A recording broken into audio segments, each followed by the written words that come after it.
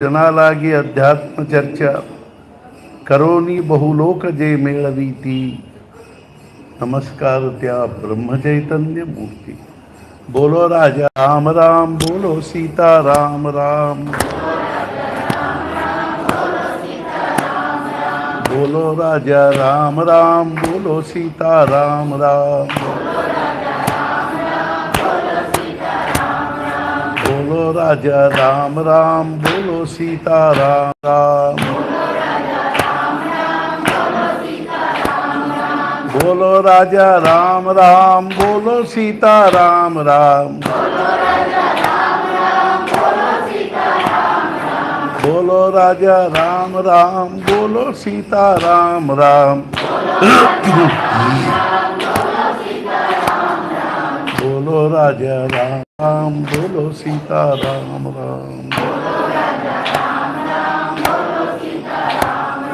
बोलो राजा राम राम बोलो सीता राम राम बोलो राजा राम राम बोलो सीता राम राम बोलो राजा राम राम बोलो सीता राम राम बोलो राजा राम राम बोलो सीता राम राम जानकी जीवन स्मरण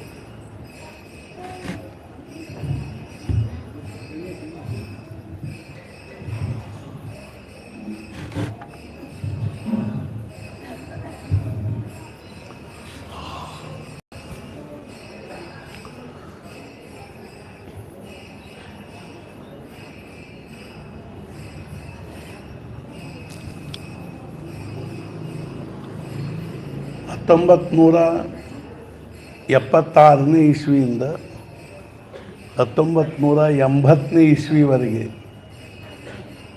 ನಾವು ಮಧ್ಯಪ್ರದೇಶದಲ್ಲಿ ನರ್ಮದಾ ನದಿ ಮಧ್ಯ ಸ್ಥಾನದಲ್ಲಿ ನೇಮಾವರ ಅಂತೂರು.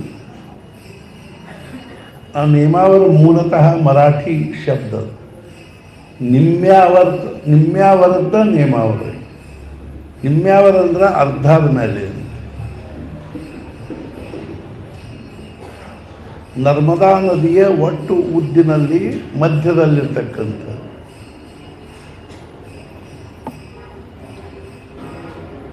ನರ್ಮದಾ ನದಿ 1000 ಮೈಲ್ ಉದ್ದ ಹರಿದು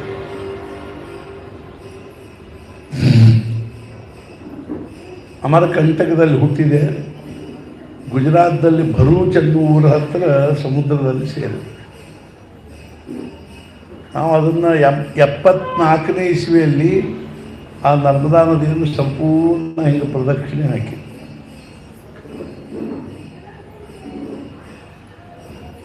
ಅದಕ್ಕೆ ಯಾಕೆ ಪ್ರದಕ್ಷಿಣೆ ಹಾಕಬೇಕು?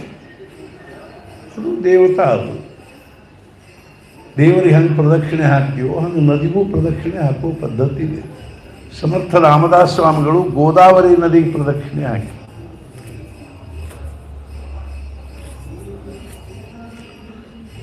ನಾಂದೇಡ್ ಅಂತ ತಿಳ್ಕೊಂಡು ಅದು ಮಧ್ಯವರ್ತಿ. ಅದು ನಾಂದೇಡದ ಮುಂದೆ ಗೋದಾವರಿ ಬಹಳ ಘನಘೋರ ಅರಣ್ಯದಲ್ಲಿ ಅದು. ಅವ್ರು ಅಲ್ಲಿಯೂ ಹೋಗಿದ್ರು. ಬಹಳ ಕಡಿಮೆ ಜನರು ಹೋಗ್ತಾರೆ. ನಾಂದೇಡ್ ತನಕ ಪ್ರದಕ್ಷಿಣೆ ಹಾಕಿ ಮತ್ತೆ ತಿರುಗಿ ಬಂದು ಅದು ಹುಟ್ಟಿದ್ದು ತ್ರಂಬಕೇಶ್ವರದಲ್ಲಿ. ಈ ನರ್ಮದಾ ನದಿ ಹುಟ್ಟಿದ್ದ ಅಮರಕಂಟಕದಲ್ಲಿ. ಅಮರಕಂಟಕದಲ್ಲಿ 2 ನದಿ ಹುಟ್ಟ್ಯಾವ.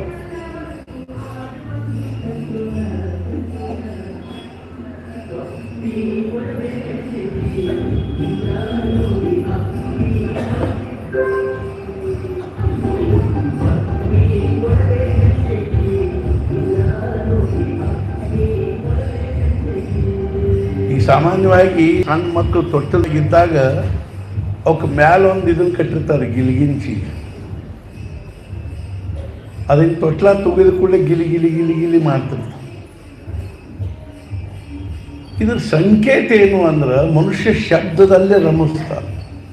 ಈಗ ಅದ್ರೊಳಗೆ ಏನು ಅರ್ಥ ಇತ್ತು ಹೇಳಿ ನೋಡಿ. ಮನುಷ್ಯನ ಸ್ವಾಭಾವಿಕ ಗುಣ ಮನುಷ್ಯ ಶಬ್ದದಲ್ಲಿ ಎಷ್ಟು ರಮಿಸ್ತಾನೋ ಅಂದರೆ ಎಷ್ಟು ಅವನಿಗೆ ಅದರೊಳಗೆ ಒಂದು ಆನಂದ ಆಗ್ತದನೋ ಅಷ್ಟು ಉಳಿ ಅದರೊಳಗೂ ಆಗೋದು. ಆದ್ದರಿಂದ ಶಬ್ದದ್ದು ಬಹಳ ದೊಡ್ಡ ಮಹತ್ವ ಅದ. ಈ ವಿಶ್ವ ಪ್ರಗಟ ಆಗ್ಬೇಕಾದ್ರೆ ಮುಂಚೆ ಶಬ್ದನ ಪ್ರಗಟ ಆಯ್ತು. ಅಕ್ಷರ ಓಂ ಅನ್ನೋ ಅಕ್ಷರ ಪ್ರಗಟ ಆಯ್ತು. ಆ ಓಂ ಅನ್ನೋದ್ರೊಳಗಿಂದನೇ ಈ ಅನಂತ ನಾಮಗಳ ಉದಯ ಆದ ಅರ್ಥ ಅಭಿವ್ಯಕ್ತ ಆದ. ಮನುಷ್ಯನಿಗೆ ಶಬ್ದದಲ್ಲಿ ರಮಿಸೋದು. ಮುಂಬೈದಲ್ಲಿ ಟ್ಯಾಕ್ಸಿಯಲ್ಲಿ ಕೂಡಬಾರ್ದು ರೀ. ನೀವು ನೋಡ್ಬೇಕು, ಮುಂಬೈ ಒಳಗೆ ಟ್ಯಾಕ್ಸಿ ಒಳಗೆ ಒಂದು ಹಿಂಗೆ ಮ್ಯೂಸಿಕ್ ಹಚ್ಚಿರ್ತಾರಲ್ಲ, ಆ ಡ್ರೈವರ್ಗಳಿಗೆ ನಾನೊಂದು ಸಲ ಒಂದು ಅಲ್ಲೂ ಆ ಮ್ಯೂಸಿಕ್ ಏನು ಅರ್ಥದ ಅವ್ರು ಹೇಳಿದರು, ನಿಮ್ಗೆ ಅದ್ರ ಕಲ್ಪನಾ ಇಲ್ರಿ, ಅದು ಇಲ್ಲದೇ ಇದ್ರೆ ನಮಗೆ ಟ್ಯಾಕ್ಸಿನೂ ಹೊಡ್ಲಿಕ್ಕೆ ಬರೋಂಗಿಲ್ಲ. ಮತ್ತು ಏನಿರ್ತಾರೆ ದಮ್ ದಮ್ ದಮ್ ದಮ್ ದಮ್ ದಮ್ ದಮ್ ದಮ್ ದಮ್ ಹಿಂಗೆ ಸಂಜೆ ತನಕ ದಮ್ ದಮ್ ದಮ್ ದಮ್ ದಮ್. ಈಗ ಟ್ರ್ಯಾಕ್ಟರ್ ನೋಡ್ರಿ. ಹಂಗೆ ನಮಗೆ ಬರಗೆ ಹೊರಗಿನ ಶಬ್ದದಲ್ಲಿ ರಮಿಸೋ ರೂಢಿ ಅದು. ಸತ್ಪುರುಷರ ಕಳಕಳಿ ಏನು ಅಂದರೆ ಒಳಗಿನ ಶಬ್ದದಾಗ ರಮಿಸ್ತಾರೆ. ಒಳಗೊಂದು ಶಬ್ದದ ರೀ ನಮ್ಮಲ್ಲಿ, ಅದಕ್ಕೆ ನಾವು ಅನಾಹತನಾದ ಅಂತ ಹೇಳಿ. ಅದು ನಮ್ಮ ಹೃದಯದಲ್ಲಿ 24 ತಾಸು ನಾದ ಶಬ್ದದ. ಇವೆಲ್ಲ ಆಹತನಾದಗಳು ಅಂದರೆ ಆಹತದ ಪೆಟ್ಟು ಬಿದ್ದ ಕೂಡಲೇ ಇದು ನಾದ ನಿರ್ಮಾಣ ಆಗ್ತದೆ. ಅದ್ರ ಒಂದು ನಾದ ಇಂಥದ್ದಲ್ಲ, ಅದು ಅನಾಹತ ನಾದ. ಅದಕ್ಕೇನೂ ಪೆಟ್ಟು ಬೇಕಾಗಿಲ್ಲ. ನಮ್ಮ ಹೃದಯದೊಳಗೆ ಅಖಂಡ ನಡೀತಾ ಇತ್ತು. ಗುರುದೇವರು ಆಲ್ರೆಡಿ ಅವ್ರು ಹೇಳಿದರು, ನೀವು 6 ವರ್ಷ ಅತ್ಯಂತ ಏಕಾಂತದಲ್ಲಿದ್ದುಕೊಂಡು ಮನಸ್ಸನ್ನು ಶಕ್ಯದಷ್ಟು ಮಟ್ಟಿಗೆ ಅಂತರ್ಮುಖ ಮಾಡೋ ಪ್ರಯತ್ನ ಮಾಡ್ತಾ ನೀವು ನಾಮಸ್ಮರಣೆ ಮಾಡಿದರೆ ನಿಮಗೆ ಅನಾಹತ ನಾದ ಶ್ರವಣ ಆಗ್ತದೆ. ಒಂದು ಸಲ ಆ ನಾದದೊಳಗೆ ಅದು ನಾದ ಶ್ರವಣ ಆಗ್ಲಿಕ್ಕೆ ಹತ್ತೆ ಅಂದರೆ ಹೇಳ್ತೀನಿ, ಈ ಹೊರಗಿನ ನಾದು ಬೇಡ ಬೇಡ, ಒಳಗಿನ ಆನಂದದ ಅನುಭವ ಬರ್ಲಿಕ್ಕೆ ಹತ್ತವೆ. ಹೊರಗಿನ ಜಗತ್ತೆಲ್ಲ ಎಷ್ಟು ನೀರಸ ಅನ್ನಿಸ್ತದೆ ಅಂದ್ರೆ ಜ್ಞಾನೇಶ್ವರ ಮಹಾರಾಜ್ ಭಾಳ ಚಂದ ಬರ್ತದೆ. ಯಾವನಿಗೆ ಅಮೃತ ಕುಡಿದು ಕುಡಿದು ಕುಡಿದು ಬ್ಯಾಸರ ಬಂದು ಹೋಗ್ಯದನು ಅವನು ಹುಳಿ ಮಜ್ಜಿಗೆ ಕುಡ್ಲಿಕ್ಕೆ ಅಪೇಕ್ಷೆ ಮಾಡ್ತಾನೆ. ಯಾವನಿಗೆ ಅಮರಾವತಿ ಒಳಗೆ ಆ ಇಂದ್ರನ ಅರಮನೆಯಲ್ಲೇ ಇರಲಿಕ್ಕೆ ಬ್ಯಾಸರ ಬಂದದನು ಅವನಿಗೆ ಭಿಕ್ಷುಕರು ಗುಡಿಸಲ್ದಾಗ ಇರಲಿಕ್ಕೆ ಅಪೇಕ್ಷೆ ಮಾಡ್ತಾನೆ. ಯಾವನಿಗೆ ಆ ಭಗವಂತನ ದಿವ್ಯವಾಗಿರ್ತಕ್ಕಂಥ ಆನಂದದ ಒಳಗಿನಿಂದ ಅಂತಃಕರಣದೊಳಗಾಗುವ ಆನಂದದ ಅನುಭವ ಬಂದದನು, ಯಾವ ಆನಂದಕ್ಕಾಗಿ ಹೊರಗಿನ ಜಗತ್ತಿನೊಳಗಿನ ಯಾವುದೇ ವಸ್ತು ವ್ಯಕ್ತಿ ಪರಿಸ್ಥಿತಿ ಬೇಕಾಗಿಲ್ಲೋ ಆ ಆನಂದದ ಅನುಭವ ಯಾರಿಗೆ ಒಂದು ಬರೀ ಗಾಳಿ ಬಡಿದ್ರೆ ಸಾಕ್ರಿ. ಅದು ಈ ಪ್ರಪಂಚದ ಆನಂದ ಏನು ಕಸ ಕಸ ಅಲ್ರಿ, ಗಟಾರದಾಗಿನ ನೀರು ಕೊಳಚನಸ್ತು.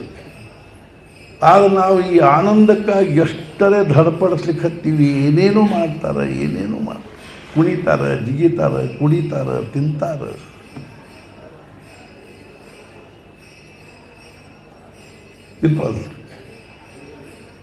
ನಾ ಯಾಕೆ ಹೇಳಿಕ್ಕೆ ಹತ್ತೀನಿ ಅಂದ್ರೆ ನಾನು ಹಂಗೆ ಸಹಜ ಹೇಳಿದ ಟ್ರ್ಯಾಕ್ಟರ್ ಹೋತು ತಲೆಯಾಗಿ ಬಂತು.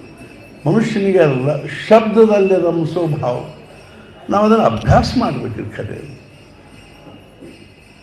ಅದಕ್ಕಾಗಿ ಭಗವಂತನ ನಾಮದಂಥ ದಿವ್ಯ ಸಾಧನೆ ಇನ್ನೊಂದು ಯಾವುದು. ಸತ್ಪುರುಷನ ಬಹಳ ದೊಡ್ಡ ವೈಶಿಷ್ಟ್ಯ ಏನು ಅಂದರೆ ನಾವೇನು ನಮಗೆ ಭಗವಂತ 5 ಜ್ಞಾನೇಂದ್ರಿಯಗಳನ್ನು ಕೊಟ್ಟಾನು. ಕಣ್ಣು, ಕಿವಿ, ಮೂಗು, ನಾಲಿಗೆ, ತ್ವಚ. ತ್ವಚ ಅಂದರೆ ಚರ್ಮ.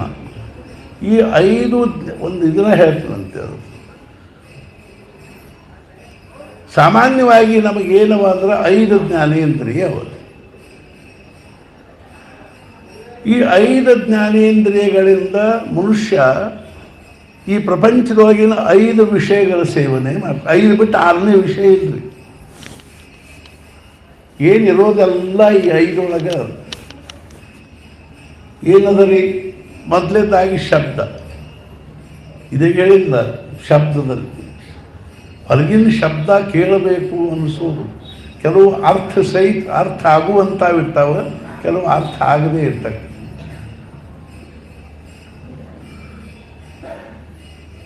ಶಬ್ದಗಳಿಗೆ ಅರ್ಥ ಇದ್ರೂ ನಮಗಾಗದೇ ಇರುವಂಥವುಗಳಿರ್ತವೆ, ಅದರೊಳಗೂ ರಮಿಸ್ತೀವಿ ನಾವು. ಈಗ ವೇದ ಮಂತ್ರ ಅನ್ಕೋತ ಕೂತರು ಅಂದರೆ ನಮ್ಮ ಮನಸ್ಸಿಗೆ ಎಷ್ಟು ಸಮಾಧಾನ ಆಗುತ್ತೆ. ರುದ್ರ ಅಲ್ಲಿಗೆ ಹತ್ತಿರ ಅಂದ್ರೆ ಎಷ್ಟು ಸಮಾಧಾನ ಆಗುತ್ತೆ. ವಿಷ್ಣು ಸಹಸ್ರನಾಮ ಅಲ್ಲಿಗೆ ಹತ್ತಿರ ಎಷ್ಟು ಸಮಾಧಾನ ಆಗುತ್ತೆ. ಅವಕ್ಕೆ ಅರ್ಥವ ಖರೆ, ಅದು ನಮಗೆ ತಿಳಿಯಂಗಿಲ್ಲ, ಆದರೂ ಮನಸ್ಸು ರಮಸ್ಸು. ಮತ್ತು ಆ ಶಬ್ದಗಳಲ್ಲಿ ಬಹಳ ದೊಡ್ಡ ಸಾಮರ್ಥ್ಯದಲ್ಲಿ, ನಿಜವಾಗಿಯೂ ಶಬ್ದಗಳಲ್ಲಿ ಬಹಳ ದೊಡ್ಡ ಸಾಮರ್ಥ್ಯ. ಉದಾಹರಣೆ ಹೇಳ್ತೀನಿ, ಒಬ್ಬಾಕಿ ಹೆಣ್ಮಗಳು, ಫ್ರಾನ್ಸ್ ಹೆಣ್ಮಗಳು, ಆಕೆ ಏನು ಮಾಡಿದ್ಲು, ವೈಲಿನ್ ಮೇಲೆ ಸಾಮವೇದ ಅನ್ನೋದನ್ನು ಅಭ್ಯಾಸ ಮಾಡಿ ಎಷ್ಟೋ ವರ್ಷಗಳವರೆಗೆ, ಕಾಲ ಒಂದು 15-20 ವರ್ಷ. ನಮಗೆ ಈ ರೂಢಿ ಏನು ನೋಡ್ರಿ ಖರೆ. ನಾನು ಮ್ಯಾಕ್ಸ್ ಮುಲ್ಲರಿಂದ ಹೇಳಿದೆ, ಯಾವುದಲ್ಲದೆ ಒಂದು ಹತ್ತಬೇಕ್ರಿ ನಮಗೆ ಚಟ. ನಮ್ಮೂ ಚಟ ಇವೇನು ಚಟ ಏನು, ದುಶ್ಚಟ ಏನು. ವಿದ್ಯಾಧ್ಯಯನಂ ವ್ಯಸನಂ ಅಥವಾ ಹರಿನಾಮ ಸೇವನ. ವಿದ್ಯಾಧ್ಯಯನ ಅಂದರೆ ಈ ಕಾಲೇಜ್ ಶಿಕ್ಷಣ ಅಲ್ಲರಿ, ಇದು ವಿದ್ಯಾ ಅಲ್ಲಿದು, ಇದೆಲ್ಲ ಅವಿದ್ಯಾ. ಅದರೊಳಗಿಂದ ಜೀವನದ ಯಾವ ಪ್ರಶ್ನೆನೂ ಬಗೆಹರಿಲ್ಲ.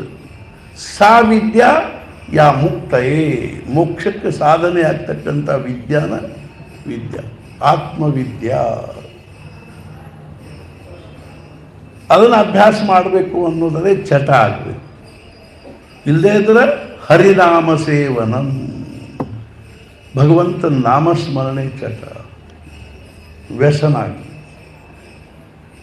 ಆ ವ್ಯಸನ ಹೆಂಗಾಗಬೇಕು ಅಂದ್ರೆ, ಯಾವ ರೀತಿಯಾಗಿ ಒಬ್ಬ ವ್ಯಸನಿ ಮನುಷ್ಯ ಆ ವ್ಯಸನಕ್ಕಾಗಿ ತನ್ನ ಸರ್ವಸ್ವ ಕಳ್ಕೋತ ಅನ್ಕರೆ, ವ್ಯಸನ ಬಿಡುವುದಿಲ್ವ ಹಂಗೆ ಭಗವಂತನ ನಾಮಕ್ಕಾಗಿ ನಾನು ನನ್ನ ಸರ್ವಸ್ವ ಕಳ್ಕೊಳ್ಳಿಕ್ಕೆ ತಯಾರಿದ್ದೀನಿ ಅನ್ನುವಂಥವನನ್ನು ಭಗವಂತ ಹೆಗಲ ಮೇಲೆ ಕೂಡಿಸ್ಕೊಂಡು ಕುಡಿತಾನೆ. ಪುರುಷರು ಏನು ಮಾಡಿದರು, ಮತ್ತೇನು ಮಾಡಿದರು?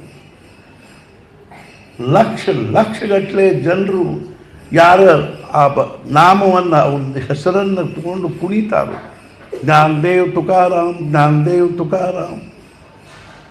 ಅವ್ರು ಏನು ಮಾಡಿದ್ರು? ಯಾವ ಯೂನಿವರ್ಸಿಟಿ ಒಳಗೆ ಯಾವ ಡಿಗ್ರಿ ಮಾಡಿಕೊಂಡು, ಯಾವ ಕಂಪ್ನಿ ಒಳಗೆ ಏನು ನೌಕರಿ ಮಾಡಿಕೊಂಡು, ನಮ್ಗೆ ಯಾಕೆ ಕಲ್ಪನಾ ಬರವಲ್ತು? ಯಾಕೆ ನಾವು ಇಷ್ಟೊಂದು ಸತ್ಸಂಗ ಮಾಡ್ತೀವಿ, ಇದನ್ನು ಮಾಡ್ತೀವಿ, ಓದ್ತೀವಿ, ಏನೋ ಒಂದು ಕಡೆಗೆ ಕಡಿಮೆ ಬೀಳಿಕ್ಕೆ ಹತ್ತದ. ಏನು ಕಡಿಮೆ ಬೀಳಿಕ್ಕೆ ಹತ್ತದ? ಸತ್ಸಂಗನ ಕಡಿಮೆ.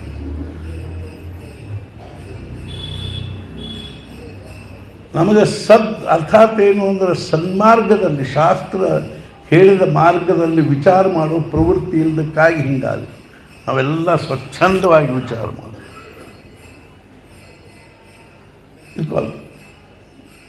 ನಾ ಯಾಕೆ ಹೇಳಲಿಕ್ಕೆ ಹತ್ತೀನಿ ಅಂದ್ರೆ, ವಿದ್ಯಾಧ್ಯಯನಂ ವ್ಯಸನಂ ಹತಿ ಅಥವಾ ಹರಿನಾಮಸಿ. ಸತ್ಪುರುಷರಿಗೆ ಎಷ್ಟರೇ ಅವರಿಗೆ ಕಲ್ಪನಾ ಮಾಡಿ ನೋಡಿ. ಮಹಾರಾಜರು 12 ವರ್ಷದವರು ಇದ್ದಾಗ ಸದ್ಗುರು ಶೋಧ ಮಾಡ್ತೀನಿ ಅಂತ ಮನೆ ಬಿಟ್ಟು ಹೋಗುವುದೇನು? ಸಮರ್ಥರು 12 ವರ್ಷದವರಿದ್ದಾಗ ಅಂತರ್ಪಟದ ಮುಂದೆ ನಿಂತವರು ಎಲ್ಲರ ಕಣ್ಣು ತಪ್ಪಿಸಿ ಹೋಗಿ 12 ವರ್ಷ ಅವ್ರ ತಲೆ ಕಲ್ಪನಾ, ಸಣ್ಣ ವಯಸ್ಸಿನ ಕಲ್ಪನಾರೇ ಹೆಂಗೆ ಬಂತು? ಗೋದಾವರಿ ಮತ್ತು ಕಪಿಲಾ ನದಿಯ ಸಂಗಮದಲ್ಲಿ ನಾಭಿ ಪರ್ಯಂತ ನೀರಿನಲ್ಲಿ ನಿಂತುಕೊಂಡು, ಅರ್ಥಾತ್ ಏನು ಮಳೆ, ಗಾಳಿ, ಬಿಸಿಲು, ಥಂಡಿ ಎಲ್ಲ ಸಹನ ಮಾಡಿಕೋತ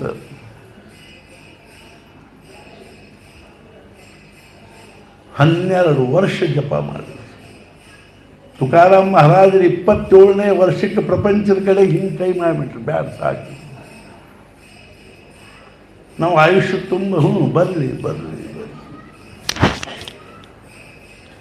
15 ವರ್ಷದಲ್ಲಿ ನಾವು ವಯಸ್ಸಿನ 42ನೇ ವರ್ಷ ವೈಕುಂಠಕ್ಕೆ ಹೋಗ್ಬಿಟ್ರು. ಉತ್ತಿಷ್ಠತ ಜಾಗೃತ ಪ್ರಾಪ್ಯವರ ನೀವು ಹೇಳ್ರಿ, ಎತ್ತರ ಏನಾದರೂ ಸ್ವಲ್ಪ ಇಂಥದ್ದು ಮಾಡಬೇಕಲ್ಲ. ಏನು ಅಂದ್ರೆ ಕಬೀರ ಜಬ ಹಮ್ ಪೈದಾ ಹುವೆ ಜಗ ಹಸೆ ಹಮ್ ರೋಯೆ, ಐಸಿ ಕರ್ನಿ ಕರ್ ಚಲೋ ಹಮ್ ಹಸೆ ಜಗ ರೋಯೆ.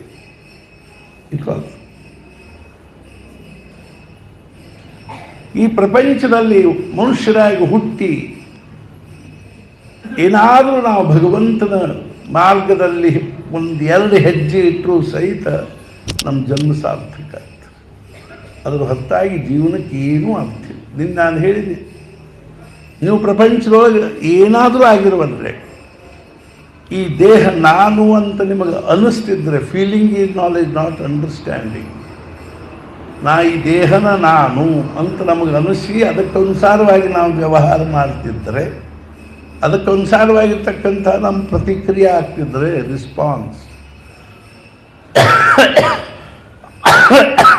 ಅಂದರೆ ಹೆಂಗಿರೋದು. ಯಾವನಾರು ಒಬ್ಬ ಈ ದೇಹಕ್ಕೆ ಏನು ಅಂದ, ಈ ದೇಹದ ಹೆಸರಿಗೇನು ಅಂದ. ವೆಂಕಟೇಶ್ ಅಂತ ಹೆಸರಿಟ್ಟು, ಗ್ಯಾ ಬಾಯಿಗೆ ಅಂದ್ರೆ ಯಾಕ ಚೆನ್ನಾಗಿ ಕಲಿ ಬರುವುದೇನು.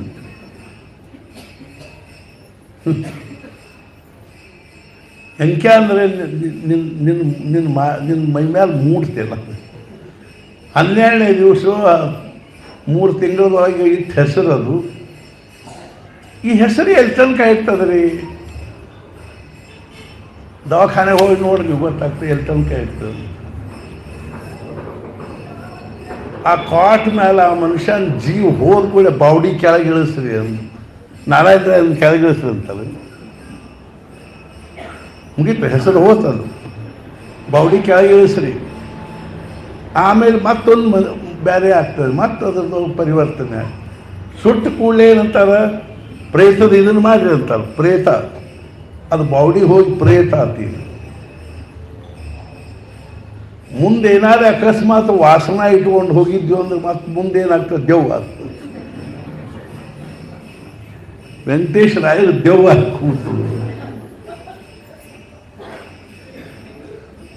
ಇವತ್ತು ಮುಂಜಾನೆ ಸಹಜ ಹೇಳಿಕ್ಕೆ ಹತ್ತಿದ್ವಿ, ನಮಗನ್ಸಿದ್ದು ಹೇಳಿದ್ವಿ. ನಮಗೆ ಅಗದಿ ಆತ್ಮೀಯರು ಯಾರೋ ತೀರ್ಕೊಂಡ್ರು, ಅವ್ರನ್ನ ಭಾಳ ಪ್ರೇಮ ಮಾಡ್ತಿದ್ವಿ, ಪ್ರೀತಿ ಮಾಡ್ತಿದ್ವಿ. ಅವ್ರನ್ನ ಹೆಂಗೆ ಅವ್ರು ಅಗ್ನಿ ಸಂಸ್ಕಾರ ಮಾಡಿದ್ವಿ. 3ನೇ ದಿವಸ ಅಸ್ಥಿ ಆರಿಸ್ಲಿಕ್ಕೆ ಹೋದ್ವಿ. ನಾವು ಆಯುಷ್ಯ ತುಂಬ ಯಾರು ಎಷ್ಟೊಂದು ಪ್ರೀತಿ ಮಾಡಿದೀವೋ ಅದು ಈ ಬೂದಿ ಪ್ರೀತಿ ಮಾಡಿದೀವಿ ನಾವು.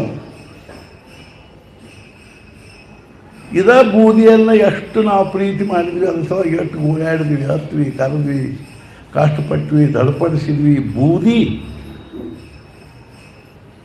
ಇದೇ ಕೊನೆಗೆ ಏನಾಗೋದ್ರಿ, ಬೂದಿ ಮಣ್ಣು. ಅವರು ಲಿಂಗಾಯತರಲ್ಲಿ ಅದು ಮತ್ತೇನು ಮಾಡ್ತಾರೆ, ಹುಗಿತಾರೆ. ಹಿಂಗೊಂದು ತೆಗೆದಿರ್ತಾರೆ ರೀ, ಅದ್ರ ಒಳಗೆ ಮತ್ತೊಂದು ಹಿಂಗೆ ಚೌಕ ಮಾಡೋದ ಗತೆ ಮಾಡಿರ್ತಾರೆ. ಆ ಮಾಡ್ದಾಗ ಕೂಡಿಸ್ತಾರೆ. ಅವ್ರು 500 ಅಂತಿರ್ತಾರೆ. ಅವರು ಶಿವನಿಗೆ ಒಂದು ಪತ್ರ ಬರೀತಾರೆ, ಚಿರಂಜೀವಿ ಶಿವನಿಗೆ ಆಶೀರ್ವಾದಗಳು, ನಾವು ಇಂಥವರಲ್ಲಿ ನಿಮ್ಮ ಕಡೆ ಕಳಿಸಿದ್ವಿ, ನೀವು ಅವ್ರನ್ನ ಕೈಲಾಸದಲ್ಲಿ ಯೋಗ್ಯ ಸ್ಥಾನದಲ್ಲಿ ಇಟ್ಕೊಳ್ಬೇಕು ಅಂತ ಬರ್ತಾರೆ. ಆ ಚೀಟಿ ಅವ್ರಿಗೆ ಅರ್ಥಾತ್ ಏನು ಅಂದ್ರೆ ಅವ್ರು ಕೊಳ್ಳ ಕಟ್ಟಿ ಎದಿಗೊಂದು ಜಾಡಿಸಿ ಒದಿತಾರೆ, ಮುಂದೆ ಮಣ್ಣು ಹಾಕ್ತಾರೆ. ಇವತ್ತು ಮುಂಜಾನೆ ಒಂದು ಮಾತು ಹೇಳಿದ್ವಿ, ನಾವು ಅಣ್ಣಿಗೇರಿ ಹೊಂಟಿದ್ವಿ. ನಮಗೆ ಆಶ್ಚರ್ಯ ಆಯಿತು. ಅಣ್ಣಿಗೇರಿ ಹೊಂಟಾಗ ಅಲ್ಲೊಂದಿಷ್ಟು ಮಂದಿ ಪೊಲೀಸರು ನಿಂತಿದ್ರು. ಏನದ ಅಂತ ಹೇಳೋದು ನೋಡಿದ್ವಿ. ನೀವು ಹೇಳೋದು ಆಶ್ಚರ್ಯ ಅನಿಸ್ಬೋದು. 4 ಫೂಟ್ ಅಗಲ, 8 ಫೂಟ್ ಉದ್ದ, ಅದು ಸ್ವಲ್ಪ 3 ಫೂಟ್ ಕೆಳಗಿತ್ತು. ಒಂದು ತೆಗ್ಗಿತ್ತು ರೀ. ಆ ತೆಗ್ಗಿನಾಗ ನಾವು ಹೊಣಿಕೆ ಹಾಕಿ ನೋಡಿ ಗಾಬರಿ ಆದ್ವಿ. ಇವು ಮನುಷ್ಯನ ಮುಂಡುಗಳು ಸಾಲ್ಕ ಚೆಂದಾಗಿ ಇಟ್ಟಾರೆ. ಇತ್ಲಾಗ 8-8ರಂತೇನೋ ಏನೋ ಒಂದು 4-5 ಸಾಲು ಇಟ್ಟಿತ್ತು. ಅತ್ಲ ಮತ್ತೊಂದು ತೆಗೆದು ಅಲ್ಲೂ ಅವ ಮುಂಡಿದ್ದು. ನಾವಂದ್ವಿ ಕಲಿಕೆ ನಮ್ಮದು ಹಿಂಗಾಗೋದಿದ್ರು ಅಂತ. ಇದಕ್ಕೆ ಎಷ್ಟು ಪೌಡರು, ಎಷ್ಟು ಸ್ನೋ, ಎಷ್ಟು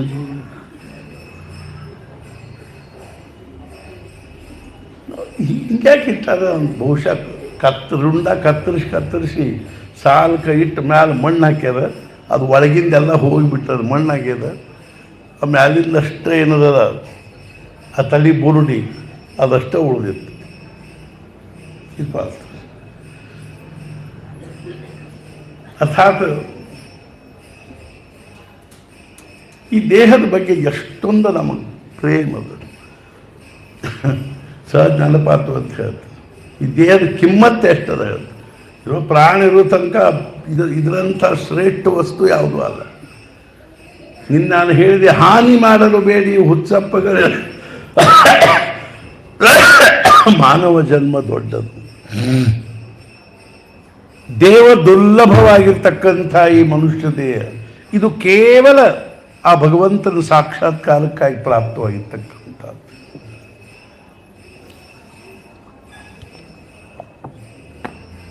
ಒಂದೂರಾಗ ಒಬ್ಬ ದೊಡ್ಡ ಶ್ರೀಮಂತ ತೀರ್ಕೊಂಡಿದ್ದ. ಈ ಸಾಮಾನ್ಯವಾಗಿ ಗುಡಿ ಹತ್ರ ಮನೆ ಇರ್ತಾವೆ ನೋಡ್ರಿ. ಅವು ದೊಡ್ಡ ದೊಡ್ಡ ಮನೆ ಇರ್ಬೋದು, ಸಣ್ಣ ಇರ್ಬೋದು. ಆ ಗುಡಿಗೆ ಹೋಗಿರ್ತೀವಿ, ಗುಡಿಯಾಗ ಭಾಳ ಗಾದ್ಲಿರ್ತದೆ. ನಾವು ಏನು ಮಾಡ್ತೀವಿ ಅಂದರೆ ಚಪ್ಪಲು ಹಲ್ಕ ಇರ್ತಾವೆ ನಮ್ಮ. ಆದರೂ ನಾವು ಏನು ಮಾಡ್ತೀವಿ, ಕಳೆದುಗಳದಾವಂತ ಮನ್ಯಾಗ ಹೋಗಿ ಒಂದಿಷ್ಟ ಚಪ್ಪಲ್ ಬಿಡ್ತೀವಿ ರೀ, ದರ್ಶನ ಮಾಡ್ಕೊಂಬಂದು ಹಾಕ್ಕೊಂಡು ಹೋಗ್ತೀವಿ. ಆಯ್ತು ಹಂಗೆ ಮಾಡಿರಿ, ಬಿಡ್ರಿ ತೊಗೊಂಡು. ಅರ್ಥಾತ್ ಒಂದು ಊರಾಗ ಒಬ್ಬ ದೊಡ್ಡ ಮನುಷ್ಯ ತೀರ್ಕೊಂಡಿದ್ದ. ಶ್ರೀಮಂತಿದ್ದ, ಸ್ವಲ್ಪ ಉದಾರಿದ್ದ, ಚಲೋ ಇದ್ದ, ಸಜ್ಜನಿದ್ದ. ಅವನು ತೊಗೊಂಡು ಹೊಂಟಿದ್ದ. ದಾರ್ಯಾಗ ಧೋ ಧೋ ಧೋ ಮಳೆ ಬಂತು. ಮಗ್ಗಲ್ಲ ನೋಡಿದ್ರು, ಅಲ್ಲೊಂದು ಮನೆ ಬಾಲ್ ತೆಗೆದಿತ್ತು.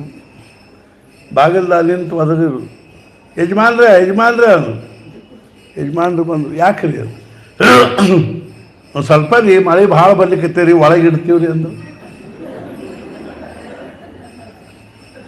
ದೊಡ್ಡವ್ರು ಇದ್ದಾರೆ ರೀ, ಎಷ್ಟು ದಾನ ಮಾಡ್ತಿದ್ರು, ಪುಣ್ಯ ಮಾಡ್ತಿದ್ರು. ಇಡ್ದಂತಾರೆ. ಏನು ರೀ ನೀವು ಬುದ್ಧಿಗಿದ್ದದಲ್ಲ, ಹೆಣ ಒಳಗಿಡ್ತೀವಿ ಅಂತೀರಲ್ರಿ, ತೊಗೊಂಡವ್ರು ಎತ್ಲಾಕ.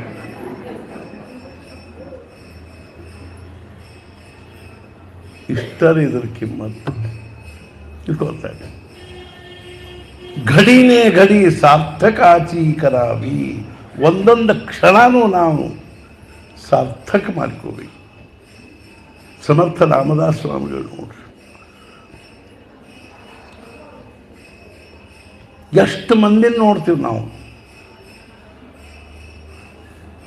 ಮತ್ತು ದೇಶಕ್ಕಾಗಿ, ಧರ್ಮಕ್ಕಾಗಿ, ದೇವರಿಗಾಗಿ ನೀವು ತಂದೆ ತಾಯಿ, ಮನಿ, ಮಾರು, ಹೆಂಡತಿ, ಮಕ್ಕಳು, ಪ್ರಪಂಚ ರಾತ್ರಿ ಬಿಟ್ಟು ಓಡಿ ಹೋದರೂ ಪಾಪಿಲ್ಲ.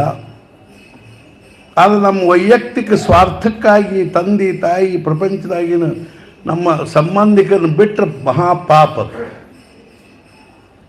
ತಮ್ಮ ಸಂತೋಷಕ್ಕಾಗಿ, ತಮ್ಮ ಸುಖಕ್ಕಾಗಿ ಪಾಪ ಇಲ್ಲಿ ಬರ್ತಾರೆ. ನೀನು ಬಂದಿದ್ರು ಮಗಳು, ಗಂಡಸು ಮಕ್ಕಳಿಲ್ರಿ, ಇಬ್ಬರು ಹೆಣ್ಮಕ್ಳಿದ್ದಾರೆ, ಇಬ್ಬರು ನಾನು ಹೊರಗೆ ಹಾಕ್ಯಾರ್ರಿ. ನಮ್ಮ ಮಗ ನಾನು ಹೊರಗೆ ಹಾಕ್ಯಾರ.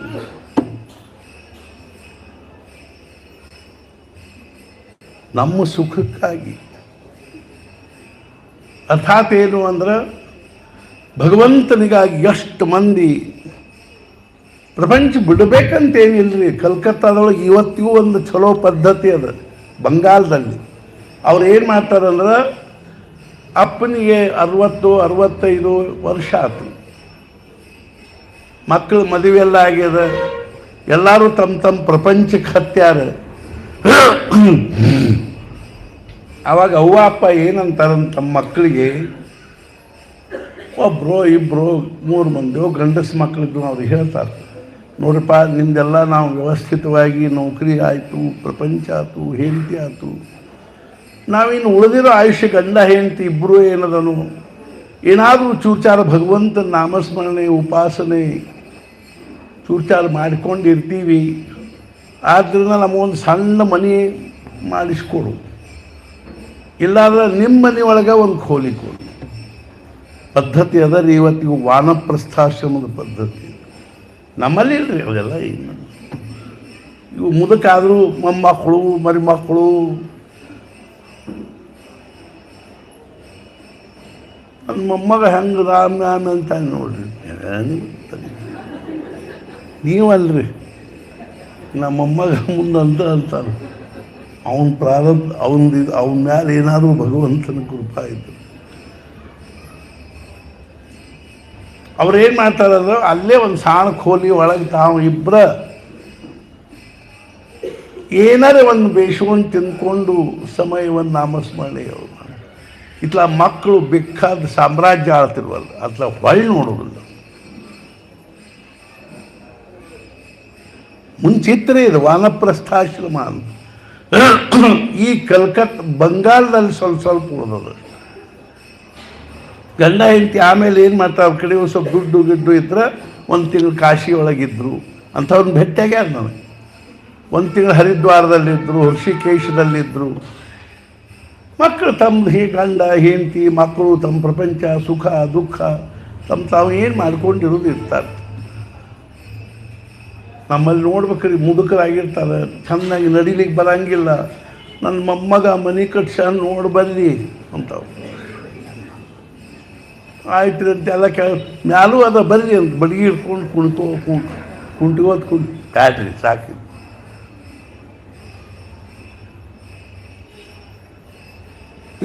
ನಾ ಯಾಕೆ ಹೇಳಿಕ್ಕೆ ಹತ್ತೀನಿ ಅಂದ್ರೆ, ನಾವು ನೇಮಾವರದಾಗಿದ್ವಿ. ಏನು ಯಾವ ಜನ್ಮದ್ದೇನೋ ಮಹಾರಾಜರ ಅನುಗ್ರಹ ಕೃಪಾ ಪುಣ್ಯಾಗಿನ್ನ ಎಲ್ಲಿದ್ರಿ, ಅವ್ರೇನೋ ಒಂದು ಹೈತುಕಿ ಕೃಪಾ ಮಾಡಿದ್ರು. ನನಗೆ ಎಷ್ಟೋ ಸಲ ಗಾಬರಿ ಆದಂಗೆ ಆಗ್ತದೆ, ಕನಸಿನ ಸಹಿತ. ಒಂದು ವೇಳೆ ನಾನು ಆವತ್ತು ಮನೆ ಬಿಟ್ಟಿರದೇ ಇದ್ದರೆ ಅನ್ನೋ ತಲೆಯಾಗ ವಿಚಾರ ಬಂದರೆ ಏಕ್ದಮ್ ಗಾಬರಿ ಆದಂಗೆ.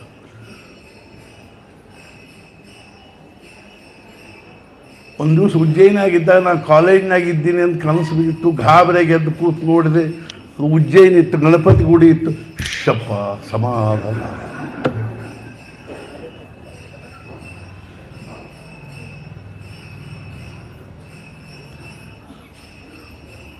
ಆ ನೇಮಾವರದಲ್ಲಿದ್ವಿ. ಅಲ್ಲಿ 3 ಮಂದಿ ಸತ್ಪುರುಷರಿತ್ತು. ಕೇವಲ ಸಾಧು ಸತ್ಪುರುಷರ ಸಹವಾಸ ಮಾಡಬೇಕು, ಅವ್ರ ಬಾಯಿಲೆ 2 ಶಬ್ದ ಕೇಳಬೇಕು. ಯಾಕೆಂದ್ರೆ 1000 ಕಿತಾಬों से जो नहीं मिलता है वो साधु के सहवास से.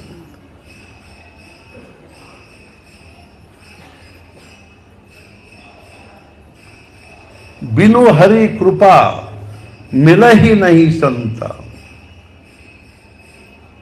ಈ ಪ್ರಪಂಚದೊಳಗೆ ಎಲ್ಲ ಸಿಗುತ್ತದ್ರಿ, ಸತ್ಸಂಗ ಸಿಗೋದು ಕಠಿಣ. ಶಂಕರಾಚಾರ್ಯ ವಿವೇಕ್ ಚೂಡಾಮಣಿ ಒಳಗೆ ಹೇಳ್ತಾರೆ,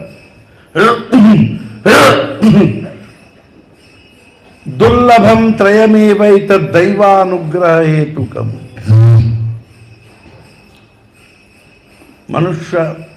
ಮನುಷ್ಯತ್ವಂ ಮುಮುಕ್ಷುತ್ವಂ ಮಹಾಪುರುಷ ಸಂಶ್ರಯ. ಮನುಷ್ಯತ್ವ ಏನ್ರಿ, ಮನುಷ್ಯರ ಜೊತೆ ಮಾಡ್ರಿ ವ್ಯವಹಾರ.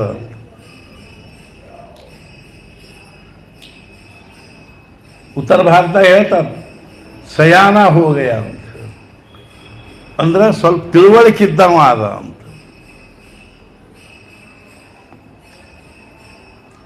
ಹ್ಯುಮ್ಯಾನಿಟಿ ಅನ್ನುವಂಥದ್ದು ಇರ್ತದ್ರಿ. ಏನಾದರೂ ಆಗಿರಿ ಮೊದಲು ಮಾನವನಾಗಿದೆ.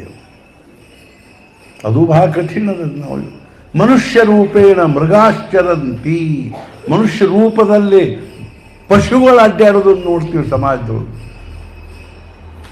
ಭಾಗ್ಯದಲ್ಲಿ ನಮಗೆ ಇಂಥ ಸತ್ಪುರುಷರ ಸಾನ್ನಿಧ್ಯದಲ್ಲಿ ನಾವು ಬರೋದು, ಇರೋದು, ಕೂಡೋದು, ಏನೋ 4 ಚೂರ್ಚಾರ ಏನಾದರೂ ಸೇವಾ ಮಾಡೋದು, ಶ್ರವಣ ಮಾಡೋದು, ಎಂಥ ಭಾಗ್ಯದ ಇದು.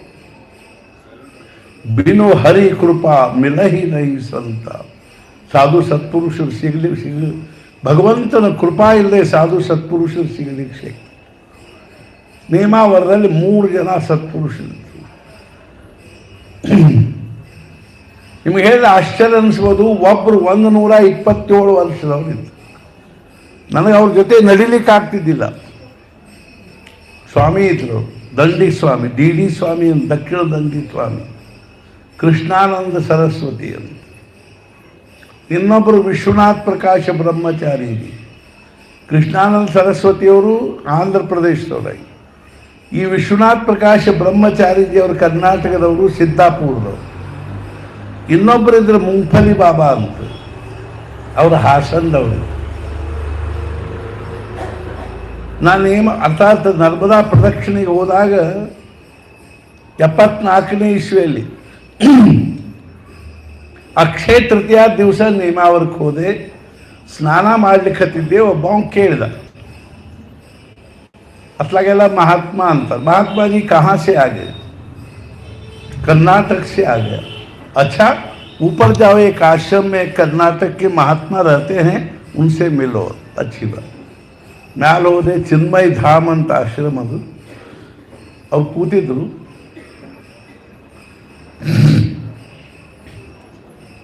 ಅವರಲ್ಲಿ 50 ವರ್ಷ ಇದ್ರು. ಅವರು ವಯಸ್ಸಿನ 25ನೇ ವರ್ಷಕ್ಕೆ ಬಂದಿದ್ರು. ಅವ್ರು ಮುಂಚೆ ಇದ್ರೊಳಗಿದ್ರು, ಯಾವುದು ಅಂದ್ರೆ ಈ ಸ್ವಾತಂತ್ರ್ಯ ಸಂಗ್ರಾಮದಲ್ಲಿದ್ದು ಪೋಸ್ಟರ್ ಹಚ್ಚೋದು, ಅದು ಇದು ಮಾಡ್ತಾರೆ. ಸಾಲಿ ಕಡೆ ಅಂಥ ಪರಿ ಲಕ್ಷ್ಯ ಇರಲಿಲ್ಲ. 25ನೇ ವರ್ಷಕ್ಕೆ ಅವ್ರಿಗೆ ಅನಿಸ್ತು ಸಾಧನೆ ಮಾಡಬೇಕು ಅಂತ ಕಾಶಿಗೆ ಹೋಗಿದ್ರು. ಅದು ಕಾಶಿಯಲ್ಲಿ ಯಾವಾಗ ಕಾಲ್ರಾ ಭಾಳ ಇತ್ತು. ಹೀಗಾಗಿ ಅಲ್ಲಿ ಗಂಗಾ ನದಿ ನೀರು ಕೆಟ್ಟದ್ರಿಂದ ಅವ್ರು ಕಾಶಿ ಬಿಟ್ಟು ಹಂಗೆ ಸಂಚಾರ ಮಾಡ್ಕೋತ ನೇಮಾವರಕ್ಕೆ ಬಂದವ್ರು ನೇಮಾವರದಲ್ಲೇ ಇದ್ದಕ್ಕೂ ನೀವು. ನಾ ಎಷ್ಟೋ ಸಲ ಹೇಳ್ತೀನಿ ಅವ್ರ ಉದಾಹರಣೆ.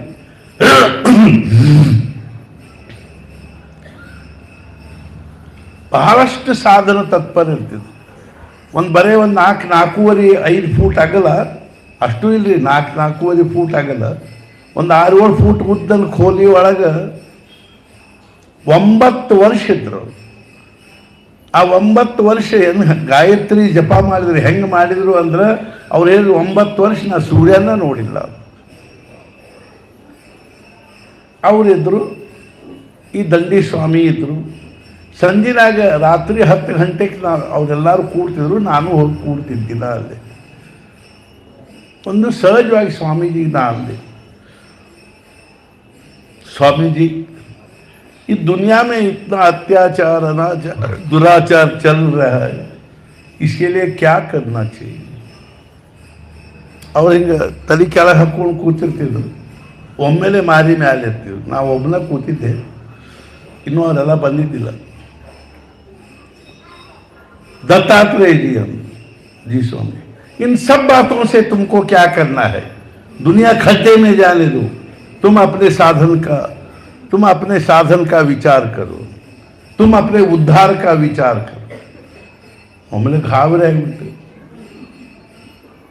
दुनिया खड्डे में जाने दो. ನನಗೆ ಈ ಮಾತು ಸೇರ್ಲಿಲ್ಲ ಖರೇದು.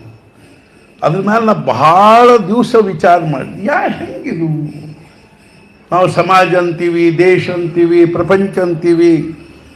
ಗಾಡ್ ಲವ್ಸ್ ದೋಸ್ ಹೂ ಲವ್ಸ್ ಹಿಸ್ ಫೆಲೋ ಮೆನ್. ನಮ್ಮ ಬಂಧು ಬಾಂಧವರು ನಮ್ಮ ಸುತ್ತಲೂ ಇರ್ತಕ್ಕಂಥ ಸಮಾಜವನ್ನು ನಾವು ಪ್ರೇಮ ಮಾಡಬೇಕು, ಅವ್ರ ಸಲ ದೃಢಪಡಿಸ್ಬೇಕು. ಹಾಗಾಗಿ ಇದಕ್ಕೆಲ್ಲ ಏನು ಅರ್ಥ ಇಲ್ಲೇನು? ಹಿಂದೂ ಇದ್ರ ಬಗ್ಗೆ ಚರ್ಚೆ ಮಾಡಿದ್ದೆ. ಎಷ್ಟೋ ವರ್ಷದ ಮೇಲೆ ನನಗೆ ಅದರ ಅರ್ಥ. ಅದು ಪುಣ್ಯತಿಥಿ ದಿವಸ ಅಲ್ಲಿ ಮಹಾರಾಜ ನಮಸ್ಕಾರ ಮಾಡ್ಕೋತ ನಿಂತಾಗ ನನಗೆ ಅದರದ್ದು ಸ್ವಲ್ಪ ಕಲ್ಪನಾ ಬಂತು. ಆವತ್ತು ಪುಣ್ಯತಿಥಿ ಪ್ರವಚನದಾಗ ಹೇಳಿದ್ದೆ, ಏನ್ರಿ ಹಂಗಂದ್ರೆ ದುನಿಯಾ ಖಡ್ಡೆ ಮೇಲೆ ಜಾನೇದು. ಇವತ್ತು ಮುಂಜಾನೆ ಸಹಜ ನಮಗೆ ಜಪ ಮಾಡ್ಕೋತ ಕೂತಿದ್ವಿ, ಯಾಕೆ ಕಲ್ಪನಾ ಬಂತು. ನಾವು ಪ್ರಪಂಚ ಬಿಡಬೇಕಾದ ಅವಶ್ಯಕತೆ ಇಲ್ಲ, ಪ್ರಪಂಚದ ಬಗ್ಗೆ ಇರೋ ನಮ್ಮ ಕಳಕಳಿ ಬಿಡಬೇಕಾದ ಅವಶ್ಯಕತೆ ಇಲ್ಲ. ಮತ್ತು ಪ್ರಪಂಚದಲ್ಲಿ ನಮ್ಮ ಸುತ್ತಲೂ ಇರ್ತಕ್ಕಂಥವ್ರಿಗೆ ಏನಾದರೂ ಭಗವಂತನ ವಿಷಯದಲ್ಲಿ ಅಭಿರುಚಿ ನಿರ್ಮಾಣ ಆಗಲಿ, ಪ್ರೇಮ ನಿರ್ಮಾಣ ಆಗಲಿ, ಭಕ್ತಿ ನಿರ್ಮಾಣ ಆಗಲಿ ಅನ್ನೋ ದೃಷ್ಟಿಯಿಂದ ನಾವು ಖಟಪಟಿ ಮಾಡೋದು ಬಿಡಬೇಕಾಗಿಲ್ಲ. ಹಂಗೆ ದುನಿಯಾ ಖಡ್ಡೆ ಬೇಜಾನೇದು. ಒಂದು ಕಡೆಗೆ ಇದ್ದ ಹಾಡ ಅದನ್ನೇ, ತೂ ತೋ ರಾಮ ಸುಮಿರ ಜಗ ಲಡುವಾ ದೇ, हाथी चलता है कुत्रा भुकता है तू तो राम सुमिर जग लಡುವಾದ. ಏನ್ರಿ ಇದರ ಅರ್ಥ? ಪ್ರಪಂಚ ಏನಾದರೂ ಗುದ್ದಾಡ್ಕೊತ ಹೋಗುವಲ್ತಕ್ಕ ನೀನು ನಾಮಸ್ಮರಣೆ ಮಾಡಿ. ಒಂದು ದೃಷ್ಟಿಯಿಂದ ವಿಚಾರ ಮಾಡಿ ನೋಡಿ, ಸ್ಥೂಲ ದೃಷ್ಟಿಯಿಂದ ಇದು ಸ್ವಲ್ಪ ಸ್ಥೂಲವಾಗಿಯೂ ಬರೋಬ್ಬರಿ ಅನ್ನಿಸ್ತದೆ. ಅವತ್ತು ಚಾತುರ್ಮಾಸ ಶುರು ಆಗೋದಿತ್ತು. ಮಹಾರಾಜರು ಕೂತಿದ್ರು. ಮಹಾರಾಜರ ಮುಂದೆ ಒಂದಿಷ್ಟು ಮಂದಿ ಹೆಣ್ಮಕ್ಳು ಕೂತಿದ್ರು. ಮಹಾರಾಜರು ಏನಂದ್ರು, ನಾಳಿನಿಂದ ಚಾತುರ್ಮಾಸ ಶುರು ಆಗೋದದ, ಅದಕ್ಕೆ ನೀವು ನಾಳಿಂದ ಏನು ವ್ರತ ಮಾಡ್ತೀರಿ ಅಂತ ಕೇಳಿದಾಗ ಒಬ್ಬರು ಹೆಣ್ಮಗಳು, ನಾಳಿನಿಂದ ನಾನು 4 ತಿಂಗಳು ತುಳಸಿ ನೀರು ಹಾಕಿ ಊಟ ಮಾಡ್ತೀನಿ. ಒಬ್ಬಾಕೆಂದು ಬಲಗೈಲೇ ನೀರು ಕುಡಿತೀನಿ. ಒಬ್ಬಾಕೆಂದು ನಾ ಪತ್ರಾವಳಿ ಒಳಗೆ ಊಟ ಮಾಡ್ತೀನಿ. ಒಬ್ಬಾಕೆಂದು ತುಳಸಿ ಮುಂದೆ ದೇವ್ರ ಮುಂದೆ ಹಿಂಗೆ ರಂಗೋಲಿ ಹಾಕಿ ಊಟ ಮಾಡಿ, ಏನೇನೋ ಇಂಥವು ಹೇಳಿ. ಒಬ್ಬಾಕೆಂದು ನಾ ಹಾಗಲಕಾಯಿ ಬಿಡ್ತೀನಿ. ಹಾಗಲಕಾಯಿ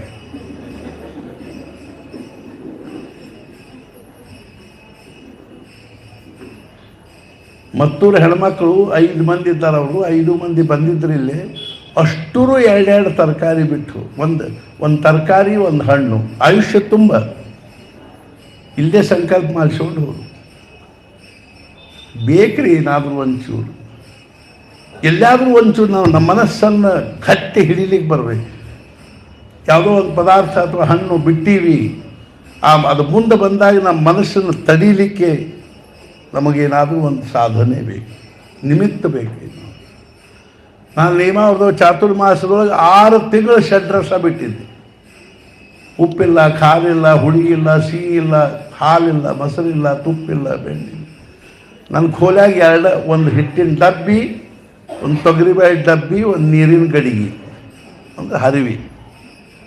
ತೊಗರಿಬೇಳೆ ಬೇಯಿಸೋದು, ರೊಟ್ಟಿ, ಒಣ ರೊಟ್ಟಿ ಮಾಡೋದು, ಹಚ್ಕೊಂಡು ತಿನ್ನೋದು 6 ತಿಂಗಳು. ಆಮೇಲೆ ಎಲ್ಲ ಇಲ್ಲಿ ದೇಹದೊಳಗಿದು ಆಯಿತು, ಬಿಟ್ವಿ. ಆಮೇಲೆ ಎಲ್ಲಾದರೂ ಒಂದು ಕಡೆಗೆ ನಮಗೆ ಇಂದ್ರಿಯಗಳಿಗೆ ಮುಗ್ದಾನ ಜಗ್ಲಿಕ್ಕೆ ಬರ್ಬೇಕು. ಇರ್ಬಾರ್ದು. ಅರ್ಥಾತ್ ಏನು ಅಂದ್ರೆ, ದುನಿಯಾ ಖಡ್ಡೆ ಮೇ ಜಾನೇದು ಅಂದ್ರೆ ಅರ್ಥ ಏನು? ಮಹಾರಾಜರು ಏನಂದ್ರು, ಇದೆಲ್ಲ ಇರ್ಕೋ ಅಲ್ತಕ್ಕ, ನಾನು ಹೇಳೋದನ್ನು ಬಿಡ್ರಿ ಅಂತ. ಏನು ಅಂದ್ರೆ, 4 ತಿಂಗಳು ಯಾರ್ದು ನಿಂದ ಮಾಡಂಗಿಲ್ಲ ಅನ್ನೋದನ್ನು ಬಿಟ್ಟು, ನಾವು ಫಕ್ತ ಇನ್ನೊಬ್ಬರ ನಿಂದ ಮಾಡೋದು ಬಿಟ್ಟು ಆ ಸಮಯದಲ್ಲಿ ಭಗವಂತ ನಾಮಸ್ಮರಣೆ ಮಾಡಿದ್ರೆ ನಾಮದ ರಾಶಿ ಬೀಳುತ್ತದೆ. ಎದಕ್ಕೆ ಬೇಕ್ರಿ ನಮಗೆ ಮಂದಿನಿಂದ? ಪಾಪ ಅವ್ರು ತಮ್ಮದು ಏನು ಮಾಡ್ಕೊಂಡಿರ್ತಾರೋ ಇರ್ಕೋವಲ್ರೆ, ಅವ್ರದ್ದು ಯಾಕೆ ನಾವು ನಿಂದ ಮಾಡಬೇಕು? ಖಡ್ಡೆ ಮೇ ಜಾನೇದು ಅನ್ನೋಕ್ಕಿಂತ ಉದಾಸೀನ ಇರಲಿಕ್ಕೆ ಬರಬೇಕಿಲ್ಲ.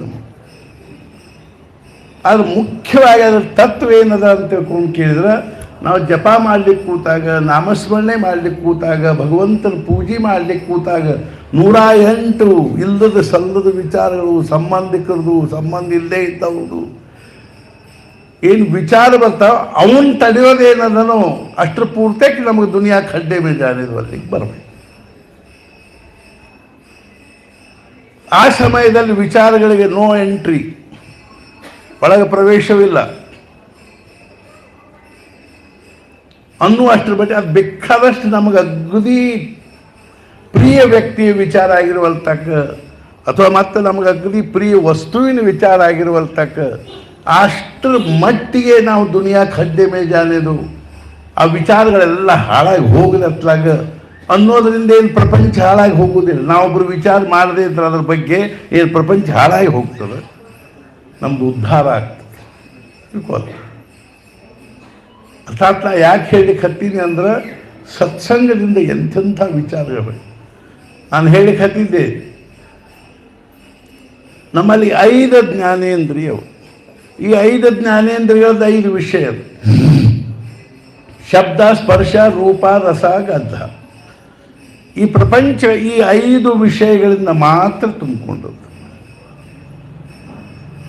ಒಂದೊಂದು ಇಂದ್ರಿಯದಿಂದ ಒಂದೊಂದು ವಿಷಯವನ್ನು ನಾವೇನು ಮಾಡ್ತೀವಿ ಅಂದ್ರೆ ಅನುಭವ ಪಡ್ಕೊಳ್ತೀವಿ. ಅನುಭವದ ವಿಷಯದಲ್ಲಿ ಒಂದು ವಿಚಾರ ಹೇಳ್ತೀನಂತ. ಕಣ್ಣಿನಿಂದ ನೋಡೋ ಅನುಭವ ಪಡ್ಕೋತಿ, ಕಿವಿಯಿಂದ ಕೇಳೋ ಅನುಭವ ಪಡ್ಕೋತಿ, ಮೂಗಿನಿಂದ ವಾಸನೆ ನೋಡೋದು, ನಾಲಿಗೆಯಿಂದ ರುಚಿ ನೋಡೋದು, ಕೈಯಿಂದ ಮುಟ್ಟಿ ಅನುಭವ ಪಡ್ಕೋದು. ಆದರೆ ಇವೆಲ್ಲ ಇಂದ್ರಿಯಗಳ ವಿಷಯಗಳು ಹೆಂಗವ ಅಂದ್ರೆ ಸ್ವಭಾವತಃ, ಮತ್ತು ಇಂದ್ರಿಯಗಳು ಹೆಂಗವ ಅಂತಂದರೆ ಇವು ಒಮ್ಮೆ ಸುಖ ಕೊಡ್ತಾವೆ, ಒಮ್ಮೆ ದುಃಖ ಕೊಡ್ತಾವೆ. ಮಾತ್ರ ಸ್ಪರ್ಶಾಸ್ತು ಕೌಂತೆಯ ಶೀತೋಷ್ಣ ಸುಖ ದುಃಖದಾಹ ಆಗಮಾಪಾಯಿನಃ ಅನಿತ್ಯಾಹ ತಾನ್ ತಿತಿಕ್ಷಸ್ವ ಭಾರತ. ನಾವು ಭಗವಂತನ ಬೆನ್ನು ಯಾಕೆ ಹತ್ತಬೇಕು ಅನ್ನೋದನ್ನು ನನಗೆ ಹೇಳಬೇಕಾಗಿ. ಒಮ್ಮೆ ಸುಖ ಅನ್ನಿಸ್ತಾವ್ರಿ, ಒಮ್ಮೆ ದುಃಖ ಅನ್ನಿಸ್ತಾವ ಪ್ರಪಂಚದ ವಿಷಯಗಳು. ಒಬ್ಬರಿಗೆ ಸುಖ ಅನಿಸಿದ್ರೆ ಇನ್ನೊಬ್ಬರಿಗೆ ದುಃಖ, ಇನ್ನೊಬ್ಬರಿಗೆ ದುಃಖ ಅನಿಸಿದ್ರೆ ಇನ್ನೊಬ್ಬರಿಗೆ ಸುಖ.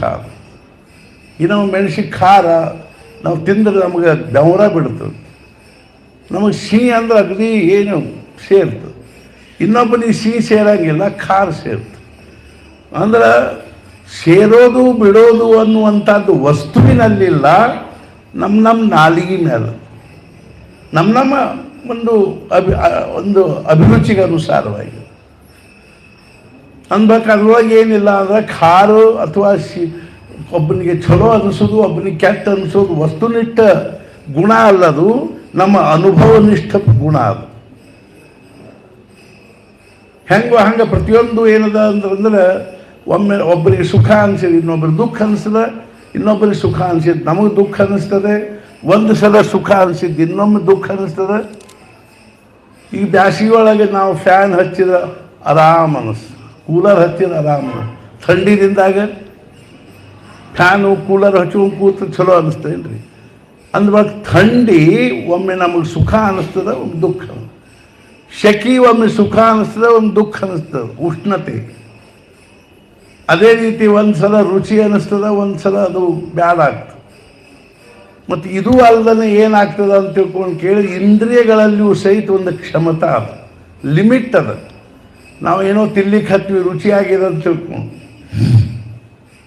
ತಿನ್ಕೋತ ಏನಾಗ್ತದೆ ಅಂದರೆ ಜೋರು ಮಾಡಿ ತಿನ್ಕೋತ ಏನಾಗ್ತದೆ ಅಂದರೆ, ಈ ನಮ್ಮ ನಾಲ್ಗೆ ಮೇಲೆ ಏನು ಸೆಲ್ಸ್ ಇರ್ತಾವ, ಕೋಶ, ರುಚಿಯ ಆಸ್ವಾದನೆ ಮಾಡೋ ಕೋಶ ಇರ್ತಾವೆ, ಅವು ದಣಿತಾವೆ. ದಣದ ಕೂಡ ಅದು ಬ್ಯಾಡ ಅನ್ನಿಸ್ತದೆ, ನಮಗೆ ಸೇರೋ ಪದಾರ್ಥನ ಬ್ಯಾಡ ಅನ್ನಿಸ್ತದೆ.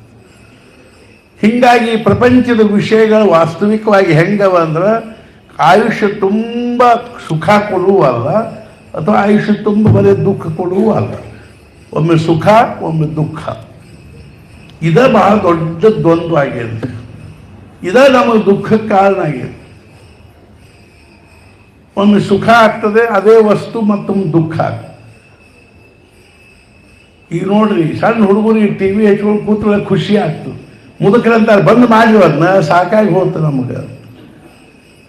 ಸಣ್ಣವರಿದ್ದಾಗ ಸಂತೋಷ ಆಗ್ತಿತ್ತು, ವಯಸ್ಸಾದ ಮೇಲೆ ಬ್ಯಾಡ ಅನ್ಸಿತ್ತು, ಅದ ಟಿ ವಿನ. ಹಂಗಾರೆ ಇದಕ್ಕೆ ಏನು ಮಾಡ್ಬೇಕ್ರಿ ಅಂದ್ರೆ, ಈ 5 ವಿಷಯ ಮತ್ತು 5 ಇಂದ್ರಿಯಗಳ ಒಂದು ಸಹವಾಸದಿಂದ ಉಂಟಾಗ್ತಕ್ಕಂಥ ಈ ಸುಖ ದುಃಖ ಶಾಶ್ವತ ಅಲ್ಲ. ಒಂದು ಕ್ಷಣಕ್ಕೆ ಸುಖ, ಒಂದು ಕ್ಷಣಕ್ಕೆ ದುಃಖ. ಅದೇ ರೀತಿಯಾಗಿ ಜಗತ್ತಿನಿಂದ ಆಗ್ತಕ್ಕಂಥ ನಿಂದ, ಅಪಮಾನ, ತಿರಸ್ಕಾರ ಅಥವಾ ಮಾನ, ಸನ್ಮಾನ, ಸಂಯೋಗ, ವಿಯೋಗ, ಇವು ಸಹಿತ ಒಮ್ಮೆ ಸುಖ, ಒಮ್ಮೆ ದುಃಖ. ಹಾಗೆ ನಮಗೆ ಈ ಸುಖ ದುಃಖದಿಂದ ಮ್ಯಾಲ್ ಕೇಳಬೇಕು ಅಂದ್ರೆ, ಹಂಗೆ ನಮಗೆ ನಿರಂತರವಾಗಿ ಆನಂದವನ್ನು, ಸಮಾಧಾನವನ್ನು, ಮನಸ್ಸಿಗೆ ಶಾಂತಿಯನ್ನು ಕೊಡ್ತಕ್ಕಂಥ ಯಾವುದಾದ್ರೂ ಒಂದು ವಿಷಯ ಅಥವಾ ವಸ್ತು ಅದ ಏನು ಅಂತ ಕೇಳಿದರೆ ಅದ್ಯಾವುದ್ರಿ? ಅದ ಪರಮಾತ್ಮ ಸ್ವರೂಪ. ಈ 5 ಜ್ಞಾನೇಂದ್ರಿಯಗಳ ವಿಷಯಗಳ ಅನುಭವದ್ದು ಹೇಳ್ತೀನಿ ಅಂತ. ಇವುಗಳ ಅನುಭವ ಹೆಂಗದ ಅಂದ್ರೆ, ನಾವೇನಂತೀವಿ, ಈ ಕಣ್ಣಿನ ಅನುಭವದ್ದು ಹೇಳ್ತೀವಿ. ಅನುಭವದ ಶ್ರೀಮಂತಿಕೆ ಹೆಂಗಿರ್ತದೆ ಹೇಳ್ತೀವಿ. ನಾವೇನಂತೀವಿ, ನಾ ಆ ದೇಶ ನೋಡಿದೆ, ಈ ದೇಶ ನೋಡಿದೆ, ನಾವು ಅವ್ರು ನೋಡಿದ್ವಿ, ಇವ್ರು ನೋಡಿದ್ವಿ, ರವೀಂದ್ರನಾಥ್ ಟ್ಯಾಗೋರ್ ನೋಡಿದ್ವಿ, ಮಹಾತ್ಮ ಗಾಂಧಿ ನೋಡಿದ್ವಿ. ಇದೇನದ? ನಾವು ನೋಡೋದ ಕಣ್ಣಿನ ಅನುಭವದ ಶ್ರೀಮಂತಿಕೆ. ಇನ್ನು ನಾಲಿಗೆಯ ಅನುಭವದ ಶ್ರೀಮಂತಿಗೆ ನಾನು ಅದನ್ನು ತಿಂದೀನಿ ಇದನ್ನು ತಿಂದೀನಿ, ಆ ದೇಶಕ್ಕೆ ಆ ಊಟ ಉಂಡಿನಿ, ಈ ದೇಶಕ್ಕೆ ಇದು ನಾಲಿಗೆ ಶ್ರೀಮಂತಿಕೆ. ಹಂಗೆ ನಾನು ಅವ್ರ ಸಂಗೀತ ಕೇಳೀನಿ, ಇವ್ರ ಭಾಷಣ ಕೇಳೀನಿ, ಅವ್ರದ್ದು ಇದನ್ನು ಕೇಳೀನಿ, ಇದು ಕಿವಿಯ ಅನುಭವದ ಶ್ರೀಮಂತಿಕೆ. ಇಂಥ ಒಂದು ಅನುಭವದ ಶ್ರೀಮಂತಿಕೆ ನಾವು ಬಹಳ ಬೇಕಾದಷ್ಟು ಪಡ್ಕೊಂಡ್ರು ಸಮಾಧಾನ ಆತೇನು ನಮಗೆ ಅಂತಂದ್ರೆ ಇಲ್ಲ. ಈ ಎಲ್ಲ ಇಂದ್ರಿಯಗಳ ಅನುಭವದ ಶ್ರೀಮಂತಿಕೆ ನಾವು ಆಯುಷ್ಯ ತುಂಬ ಎಷ್ಟ ಪಡ್ಕೊಂಡ್ರು ಸಹಿತ ಸಮಾಧಾನ ಆಗಲಿಲ್ಲ. ಹಂಗಾರೆ ಏನ್ರಿ, ಇಂಥದ್ದೊಂದು ಯಾವುದಾದ್ರೂ ಅನುಭವದ ಶ್ರೀಮಂತಿಕೆ ಅದ ಏನು? ಯಾವುದು ಒಂದನ್ನು ಪಡ್ಕೊಂಡ ಬಳಕ ಇವೆಲ್ಲ ನೀರಸಾಗಿ ಹೋಗುವಂಥದ್ದು ಅದು ಯಾವುದು ಅಂದ್ರೆ ಪರಮಾತ್ಮನ ಅನುಭವ. ಒಂದು ಸಲ ನಮಗೆ ಭಗವಂತನ ಅನುಭವ ಬಂತು ಅಂದ್ರೆ ಈ ಜಗತ್ತಿನ ಅನುಭವ ಎಲ್ಲ ನೀರಸ. ಹಾಗೆಲ್ಲ ಭಗವಂತನ ಅನುಭವ ಎದರಿಂದ ಬರ್ತದೆ? ಈ 5 ಇಂದ್ರಿಯಗಳಿಂದ ಬರಂಗಿಲ್ಲ. ಮತ್ತು ಎದರಿಂದ ಬರ್ತದೆ? ಮನುಷ್ಯನಿಂದ. ಹಾಗೆ ನಮ್ಮ ಮನಸ್ಸು ಯಾಕೆ ಬರುವಲ್ತು? ಈ ಮನುಷ್ಯನಿಂದ ಬರುವುದಿಲ್ಲ. ಮತ್ತು ಎಂಥ ಮನಸ್ಸಿನಿಂದ ಬರ್ತದೆ? ಶುದ್ಧವಾದ ಮನಸ್ಸಿನಿಂದ ಬರ್ತದೆ. ಶುದ್ಧವಾದ ಮನಸ್ಸಂದ್ರೇನು? ಯಾವುದರೊಳಗೆ ಜಗತ್ತಿನ ಅಥವಾ ದೃಶ್ಯದ ಲೇಷಿಲ್ಲೋ ಅದು ಶುದ್ಧವಾದ. ಅಂದ್ರೆ ಏನ್ರಿ, ಇದು ನಮ್ಮ ಮನುಷ್ಯನ ಬರೇ ಪ್ರಪಂಚ ತುಂಬೇದು ನೋಡ್ರಿ. ಈ ಪ್ರಪಂಚ ಏನು ತುಂಬೇದೋ ಇದ ಹೊಲಸು, ಮನಸ್ಸಿನ ಹೊಲಸು, ಮನುಷ್ಯನಾಗಿನ ಹೊಲಸು. ಹೆಂಗೆ ಅಂದ್ರೆ things are nothing but thoughts. ನಮಗೆ ವಸ್ತುಗಳ ಬಾಧಿಸ್ಲಿಕ್ಕೆ ಹತ್ತಿಲ್ಲ, ವಸ್ತುಗಳ ಬಗ್ಗೆ ಇರೋ ವಿಚಾರ ಬಾಧಿಸ್ಲಿಕ್ಕೆ. ಆದ್ದರಿಂದ ಎಲ್ಲ ಸತ್ಪುರುಷರ ಕಳಕಳಿ ಏನದ ಅಂದ್ರೆ ನಿಮ್ಮ ಮನ್ ತುಂಬ ವಸ್ತು ಇರ್ಕೋವಲ್ವಾಗ, ಆದರೆ ಆ ವಸ್ತುಗಳ ಬಗ್ಗೆ ವಿಚಾರ ನಿಮ್ಮ ಮನಸ್ಸಿನಾಗ ಇದ್ದಿದ್ದಿಲ್ಲ ಅಂದರೆ ನೀವು ಅನುಭವದ ಶ್ರೀಮಂತಿಕೆ ಪಡ್ಕೊಳ್ಳಿ. ಅದಕ್ಕೆ ಏನಂತಾರಂದ್ರೆ ನಿರ್ವಿಚಾರ ವೈಶಾರದ್ಯ ಅಧ್ಯಾತ್ಮ ಪ್ರಸಾದ. ಈ ರೀತಿ ನಿರ್ವಿಚಾರ ಅವಸ್ಥೆಯನ್ನು ಯಾರು ಪಡ್ಕೊಂಡಾರೋ ಅವ್ರಿಗೆ ನಾವೇನಂತೀವಿ ಅಂದ್ರೆ ಸತ್ಪುರುಷರು. ಹಾಗಾದ್ರೆ ಇದಕ್ಕೆ ಸಾಧನೆ ಏನು? ನಾನಿನ್ನು ಹೇಳಿದೆ, ನಮಗೆ ದುಡ್ಡಿನ ಅಭಾವದಿಂದ ನಮಗೆ ದುಃಖ ಆಗ್ತಿತ್ತು, ನಾವು ಶ್ರೀಮಂತರ ಬೆನ್ನು ಹತ್ತಿ. ಯಾವುದಾದ್ರೂ ಒಂದು ಕಲೆಯ ಅಭಾವದಿಂದ ನಮಗೆ ಚರ್ಪಡಿಕೆ ಆಗ್ತಿತ್ತು, ಕಲಾವಂತನ ಬೆನ್ನು ಹತ್ತಿ. ನಮ್ಮ ನೃತ್ಯ ಕಲಿಸ್ರಿ, ಸಂಗೀತ ಕಲಿಸ್ರಿ ಅಂತ. ನಮಗೆ ಚಿತ್ರಕಲೆ ಹವ್ಯಾಸ ಇತ್ತು, ಚಿತ್ರಕಾರನ ಬೆನ್ನು ಹತ್ತಿ. ಹೆಂಗೋ ಹಂಗೆ ನಮ್ಮ ಸಮಾಧಾನದ ಒಂದು ಲವಲವಿಕೆ ಇದ್ದರೆ, ನಿಜವಾದ ಸಮಾಧಾನ ಹೆಂಗಿರ್ತದನ್ನು ನಾನು ಪಡ್ಕೋಬೇಕಪ್ಪ ಅನ್ನೋ ಇದ್ರೆ ಸಮಾಧಾನದ ಶ್ರೀಮಂತನ ಬೆನ್ನು ಹತ್ತಿ.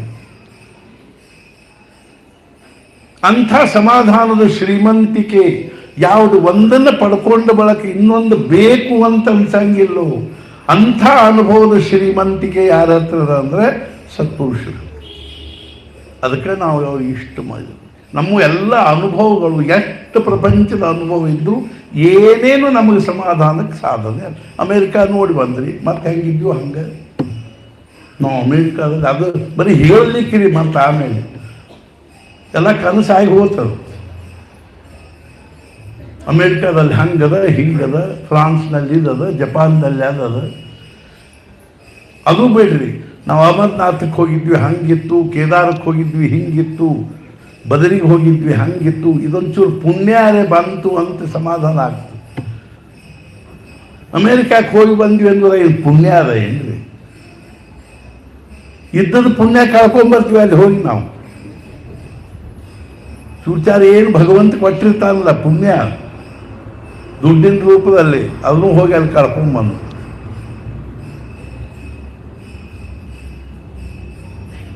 ಹಾಗಾಗಿ ಇಂಥ ಅನುಭವದ ಶ್ರೀಮಂತಿಕೆ ಪಡ್ಕೋಬೇಕು ಅಂದ್ರೆ ಯಂ ಲಬ್ಧ್ವಾ ಚಾಪಲಂ ಲಾಭಂ ಮನ್ಯತೆ ನಾಧಿಕಂ ತತಃ ಯಸ್ಮಿನ್ ಸಿತೋನ ದುಃಖೇನ ಗುರುಣಾಪಿನ ವಿಚಾನ್ಯತೆ.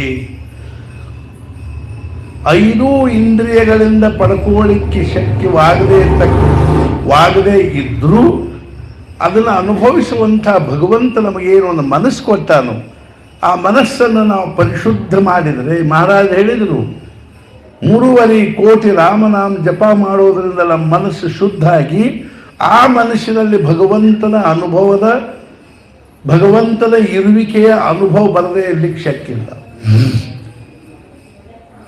ನಮಗೆ ಅದನ್ನು ಪಡ್ಕೋಬೇಕು, ಆ ಅನುಭವ ತಂದ್ಕೋಬೇಕು ಅನ್ನೋ ಚಡಪಡಿಕೆ ಬೇಕು. ಅದಕ್ಕಾಗಿ ನಾವು ಏನು ಮಾಡಬೇಕಾಗ್ತದಂದ್ರೆ ಸತ್ಪುರುಷರ ಬೆನ್ನು ಹತ್ತಿ ಸ್ವಲ್ಪ ಅಭ್ಯಾಸ ಮಾಡಬೇಕು, ಸಾಧನೆ ಮಾಡಬೇಕು. ನಾನು ಹೇಳಿದೆ, ನಾವು ನಾಮಸ್ಮರಣೆ ಮಾಡುವಾಗ ನಮ್ಮ ತಲೆಯಾಗ ಏನು ವಿಚಾರ ಬರ್ತಾವೆ ಒಂದು ಸ್ವಲ್ಪ ಬಾಜುಗೆ ಸರಿಸಿ ಏನು ಮಾಡ್ಬೇಕ್ರಿ, ಅವು ವಿಚಾರ ಬರ್ತಾವ, ನಾವು ವಿಚಾರ ಉಂಟ ಹರ್ಕೊಂಡು ಹೋಗಿಬಿಡ್ತೀವಿ. ಚಲೋ ವಿಚಾರ ಬಂದರೂ ಹರ್ಕೊಂಡು ಹೋಗ್ತೀವಿ, ಕೆಟ್ಟ ವಿಚಾರ ಬಂದರೂ ಹರ್ಕೊಂಡು ಹೋಗ್ತೀವಿ. ಮಹಾರಾಜ್ ಒಬ್ರು ಏನು, ಮಹಾರಾಜ್ ಏನ್ರಿ ನೀವು ಜಪ ಮಾಡಂತ ಹೇಳ್ತೀವಿ, ನಾವು ಜಪ ಮಾಡ್ಲಿಕ್ಕೆ ಕೂತ್ಕೊಳ್ಳಿ ನಮ್ಮ ತಲೆ ಇಷ್ಟು ಕೆಟ್ಟ ಕೆಟ್ಟ ವಿಚಾರ ಬರ್ತಾವ್ರಿ, ನಮಗೆ ತಲೆ ಚಿಟ್ಟು ಹಿಡಿದು ಆ ಜಪಮಾಲಿ ಕೊಳ್ಳ ಹಾಕ್ಕೊಂಡು ಹೊರಗೆ ಹೋಗಿ ನಿಂತು ಶಪ ಆರಾಮ ಅನ್ನಿಸ್ತು. ನೋಡ್ರಿ ನೀವು, ಅದಕ್ಕೆ ಮುಂಚೆ ಮಹಾರಾಜರೇನಂದ್ರು, ಆ ಕೆಟ್ಟ ಕೆಟ್ಟ ವಿಚಾರ ಜಪಕ್ಕೆ ಕೂತಾಗ ಅಷ್ಟೇ ಬರ್ತಾವೋ, ಏನು ಅಡುಗೆ ಮಾಡುವಾಗೂ ಬರ್ತಾವೋ?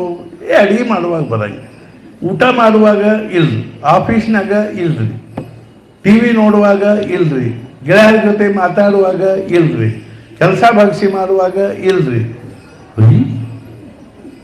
ಮತ್ತು ಜಪ ಮಾಡುವಾಗ ಯಾಕೆ ಬರ್ತಾವೆ? ಜಪ ಮಾಡುವಾಗ ಯಾಕೆ ಬರ್ತಾವೆ ಅಂದರೆ ಭಗವಂತನ ನಾಮ ಏನದನು ಒಳಗೆ ಹೋಗ್ಲಿಕ್ಕೆ ಹತ್ತಿದ್ದು, ಆ ಒಳಗೆ ನಮ್ಮ ಅನೇಕ ಜನ್ಮಗಳ ಒಂದು ಇವು ಕೂತಾವನು, ವಿಕಾರಗಳು, ವಾಸನೆಗಳು, ವಿಕಲ್ಪಗಳೇನು ಕೂತಾವನು, ಅವಕ್ಕದು ಸಹನ ಆಗಲ್ದಕ್ಕಾಗಿ ಅವು ಕಿತ್ಕೊಂಡು ಹೊರಗೆ ಬರ್ಲಿಕ್ಕೆ ಹತ್ತು. ಆ ಹೊರಗೇನು ಬರ್ತಾವೋ ಅವ ಇಲ್ಲದ ವಿಚಾರ, ಅವೆಲ್ಲಿ ಹೊರಗಿಂದ ಬರೋದು, ಒಳಗಿಂದ ಬರ್ತಾವೆ. ಅಷ್ಟು ತುಂಬ್ಯಾವ್ರಿ ಒಳಗೆ. ಒಂದು ಕೊಳಚಿದ್ದಂಗೆ ಆಗಿದೆ ಒಳಗೆ. ಅನೇಕ ಜನ್ಮಗಳದ್ದೆಲ್ಲ ಸಂಸ್ಕಾರ, ಸ್ವಭಾವ, ಪ್ರವೃತ್ತಿ, ಗುಣ, ವಾಸನೆ, ವಿಕಾರ, ವಿಕಲ್ಪ ಅವೆಲ್ಲ ಹೊರಗೆ ಹೋಗಬೇಕು ಅಂತ ಅದಕ್ಕೆ ಒಂದು ಉಪಾಯ ಏನು ನಾಮಸ್ಮರಣೆ. ಮಹಾರಾಜ ಅದಕ್ಕೂ ಒಂದು ಉದಾಹರಣೆ ಹೇಳಿ. ಮಹಾರಾಜ ಹೇಳಿ, ಒಂದು ಹುತ್ತಿನೊಳಗೆ ಒಂದು ಹಾವು ಅದ, ಆ ಹಾವು ಹೊರಗೆ ಹಾಕಬೇಕಾಗಿ ಅದಕ್ಕೆ ಏನು ಮಾಡ್ತೀವಿ ಅಂದರೆ ಹುತ್ತಿಗೆ ಹೊಡ್ಕೋತ ಕೂಡ್ತೀವಿ. ಆ ಹುತ್ತಿನೊಳಗೆ ಏನು ಮಾಡ್ತೀವಿ, ಹೆಸರನ್ನು ನೀರಾದರೂ ಹಾಕ್ತೀವಿ, ಇಲ್ಲದೇ ಇದ್ರೆ ಮೆಣಸಿನ್ಕಾಯಿ ಖಾಟು ಇಂಥದ್ದೆಲ್ಲ ಹಾಕ್ತೀವಿ. ಒಳಗೆ ಬಿಟ್ವಿ ಅಂದರೆ ಅದು ಬುಸ್ ಬುಸ್ ಬುಸ್ ಅನ್ಕೋತ ಮೇಲೆ ಬಂದ್ಬಿಡ್ತು. ಹೆಂಗೋ ಹಂಗೆ ನಾವು ಒಂದು ಒಳಗೆ ಹಾಕ್ಲಿಕ್ಕೆ ಹತ್ತೀವಿ ಅಂದ್ರೆ ಒಳಗಿಂದ ಬುಸು ಬುಸು ಬುಸು ಅಂತ ಬಂದೇ ಬಿಡ್ತು. ಮಹಾರಾಜ ಹೇಳಿದರು, ಮನೆ ಮುಂದೆ ಗಟಾರ ಇರ್ತದೆ, ಆ ಗಟಾರ ಹೊಲಸು ನಾರ್ತಿರ್ತದೆ, ಸ್ವಚ್ಛ ಮಾಡಬೇಕು ಅಂತ ಅಲ್ಲ, ಹೊಲಸು ಆ ಗಟಾರ ಇರ್ತದೆ, ಹೊಲಸೆಲ್ಲ ಕೆಳಗೆ ಕೂತಿರ್ತದೆ, ಮ್ಯಾಲೆ ತಿಳಿ ನೀರು ಹರಿತಿರ್ತದೆ. ಹೆಂಗೋ ನಮ್ದು ಹೊಲಸೆಲ್ಲ ಕೆಳಗೆ ಕೂತು ಮ್ಯಾಲೆ ಏನದ ವ್ಯಾವಹಾರಿಕವಾಗಿ ವ್ಯವಹಾರದ ಪೂರ್ತೇಕ ತಿಳಿ ನೀರು ಹರಿದಂಗೆ ನಾವು ಚಂದ ಮಾತಾಡ್ತಿರ್ತೀವಿ. ಅದ್ರ ಒಳಗೆಲ್ಲ ಕೂತಿರ್ತ ಘಟಾದ ಕೆಳಗೆ. ನಾವು ಕಡ್ಡಿ ಕಸಬರಿಗೆ ತೊಗೊಂಡು ಹಿಂಗೆಲ್ಲ ಮಾಡ್ಲಿಕ್ಕೆ ಹತ್ತು ಕೂಡಲೇ ಆ ಹೊಲಸೆಲ್ಲ ಮ್ಯಾಲೆ ಬಂತು ಅಂದ್ರೆ ಕೆಟ್ಟ ವಾಸನೆ ಬರ್ತಾವೆ. ಮೂಗು ಹಿಡ್ಕೊಂಡು ಬಿಟ್ಟು ಹೋಗಿಬಿಟ್ರೆ ಮತ್ತೆ ಕೆಳಗೆ ಕೂಡ್ತದೆ.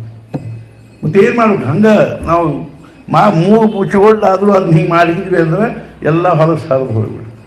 ಹೆಂಗೋ ಅದನ್ನ ಜಪಕ್ಕೆ ಕೂತಾಗ ಒಲ್ಲದಿಷ್ಟು ಅಂದ್ರೆ ಬಿಡಬಾರ್ದು. ಅದಕ್ಕಾಗಿ ಸಂಕಲ್ಪ ಭಾಳ ಮಹತ್ವ. ನಾನು ಪ್ರತಿ ದಿವಸ 3,500 ಜಪ ಮಾಡೋ ಸಂಕಲ್ಪ ಮಾಡೀನಿ ಅಂತಿದ್ರೆ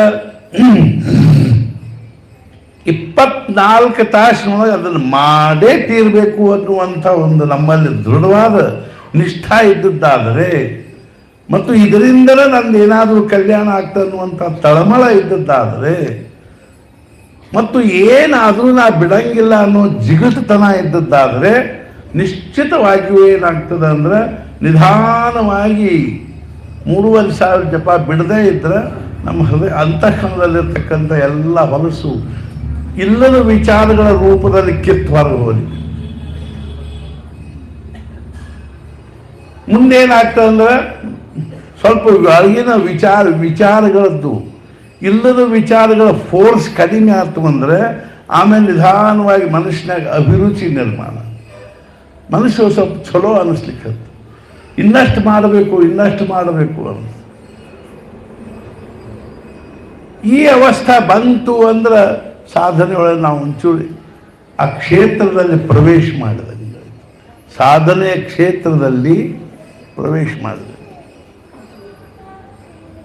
ಮುಂದೆ ಮತ್ತೆ ಹಂಗ ಮಾಡ್ಕೋತ ಹೋದ್ವಿ ಅಂದ್ರೆ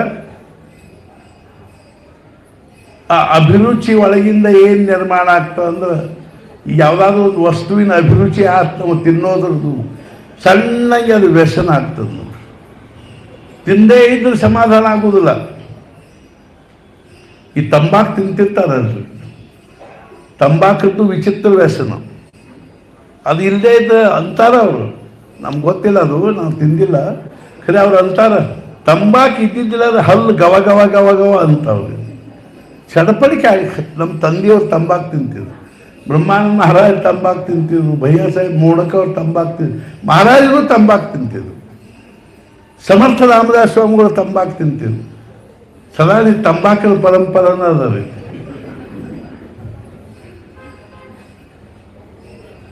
ಸಮರ್ಥ ರಾಮದಾಸರು ತಂಬಾಕು ತಿನ್ನೋದ್ರದ್ದು ಒಂದು ದೊಡ್ಡ ಪ್ರಸಂಗ ಆಗ್ಬೋದು. ಮಹಾರಾಜರು ತಂಬಾಕು ತಿನ್ನೋದ್ರದ್ದು ಒಂದು ಪ್ರಸಂಗ ಅದು. ಮಹಾರಾಜರು ಒಂದು ಕಾಶಿಗೆ ಹೋಗಿದ್ರು, ಗಂಗಾ ನದಿಯಲ್ಲಿ ಸ್ನಾನ ಮಾಡ್ಲಿಕ್ಕೆ ಹತ್ತಿದ್ರು. ಮಂದಿ ಇಷ್ಟು ವಿಚಿತ್ರ ಇರ್ತಾರಲ್ಲ, ಏನು ಅದು ಎಲ್ಲಿದ್ದೀವಿ, ಏನು ಮಾಡ್ಲಿಕ್ಕೆ ಹತ್ತೀವಿ, ಇಲ್ಲಿ ಏನು ಮಾಡ್ಬೇಕು ನಾವು ಅನ್ನೋ ಕಲ್ಪನಾ ಇಲ್ಲದ ಒಬ್ಬ ಏನು ಮಾಡಿದ ಅಂದ್ರೆ ಅದು ಕೆಲವ್ರು ಏನು ಮಾಡ್ತಾರೆ, ಎಲ್ಲಿ ಅಡಿಕೆ ತಿನ್ನಂಗೆ ಇಲ್ರಿ, ಆ ತಂಬಾಕು ಅಷ್ಟು ಹಾಕೋದು, ಒಂದು ಸ್ವಲ್ಪ ಸುಣ್ಣ ಹಾಕೋದು, ಚೆಂದಂಗೆ ಹಿಂಗೆ ಮಾಡ್ತಿರ್ತಾರೆ. ಮಾಡಿ ಮಾಡಿ ಮಾಡಿ ಮಾಡಿ ಅದನ್ನು ಸಣ್ಣ ಮಾಡಿ ಹಿಂಗೆ ಬಡಿತಾರೆ. ಮತ್ತೆ ಏನು ಗೊತ್ತಿಲ್ಲ ಅದು ಯಾಕೆ ಅಂತ ಬಡದು ಅದರ ಇನ್ನೊಂದು ಹಿಂಗೆ ಚಿಮುಟಿ ಹಿಂಗೆ ತಗೋತಾರೆ. ಹಿಂಗೆ ತಗೊಂಡ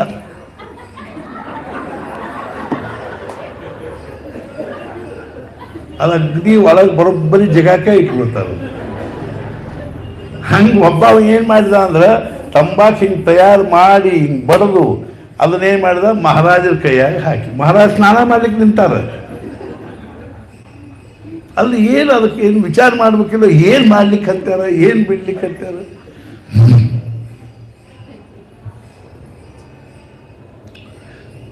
ನಾವು ಇನ್ಸುಲಿನ್ ತಗೋತಿರ್ತೀವಿ, 3 ಮಂದಿ ಒಬ್ರು ಹಾರ ಹಿಡ್ಕೊಂಡು ನಿಂತಿರ್ತಾರೆ, ಹಾರ ಹಾಕ್ಲಿಕ್ಕೆ ಒಬ್ಬ ಹಣ್ಣು ಕೊಡ್ರಿ ಅಂತಿರ್ತಾನೆ. 4 ಮಂದಿ 4 ಮುಂದೆ ನಿಂತಿರ್ತಾರೆ, ನಾವೇ ಇಲ್ಲಿ ಇನ್ಸುಲಿನ್ ತಗೋ. ಒಮ್ಮೊಬ್ರು ಏನೋ ಚಹಾ ಕೊಡ್ಲಿಕ್ಕೆ ಬಂದರು, ನಾವಿಲ್ಲಿ ಹೊಟ್ಟೆ ಹಿಡ್ಕೊಂಡು ನಿಂತೀವಿ. ನಾವು ಅವು ಚಹಾ ತಗೊಳ್ಕತ್ತೀನೋ ಇನ್ಸುಲಿನ್ ತಗೊಳ್ಕ 108 ಕತ್ತಿದ್ದು ಒಂದಕ್ಕೊಂದು ಮರ್ತೆ ಹೋಗ್ಬಿಡ್ತಾವೆ. ಅವ್ರಂದು ಚಹಾ ಕೊಡೋದಾದ್ರು ಹೊಟ್ಟೆ ಹಾಕಿ ಹಿಡ್ಕೊಳ್ಳಿ, ಈಗ ಹೌದಲ್ಲ ಇನ್ಸುಲಿನ್ ತಗೋತೀವಿ ನಾವು.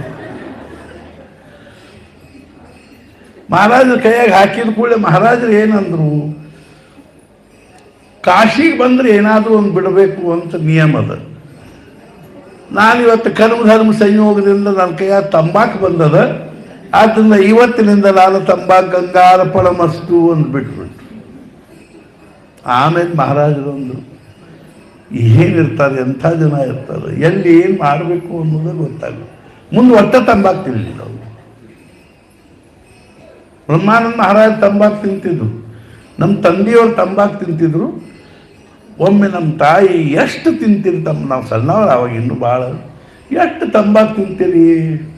ನಮ್ಮ ತಾಯಿಗೆ ನಮ್ಮ ತಂದೆಯವ್ರಿಗೆ ಸ್ವಲ್ಪ ಸಿಟ್ಟು ಬಂದು ಇವತ್ತಿನಿಂದ ನಾವು ತಂಬಾಕು ತಿನ್ನಂಗಿಲ್ಲ ನೋಡು ಅಂತ ತಂಬಾಕು ಚೆಂಚಿರ್ತಿದ್ದು, ಅದ್ರಾಗ ಎಲ್ಲ ಇರ್ತಿತ್ತು, ಹಿಂಗೆ ಎಲ್ಲಿ ತಂಬಾಕು ಸುಣ್ಣ ಪಣ್ಣ, ಆ ಚೆಂಚಿ ಬೀಸ್ ಮಾಳ್ಗಿ ಮೇಲೆ ಹೋಗೋದು ಸುಮ್ಮನೆ ಸಿಟ್ಟಿಗೆ ತರಗತಿ ಕೂತು ಒಂದು 10 ನಿಮಿಷ 15 ನಿಮಿಷ ಅರ್ಧ ತಾಸು ಆಯ್ತು. ನಮ್ಮ ವಿಠ್ಠಲ ಬಾಯಿದೆ ತಂಬಾಕು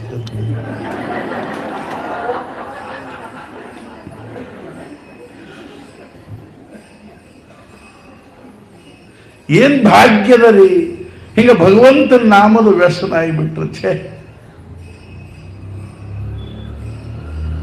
ಭಗವಂತನ ನಾಮದ ವ್ಯಸನ.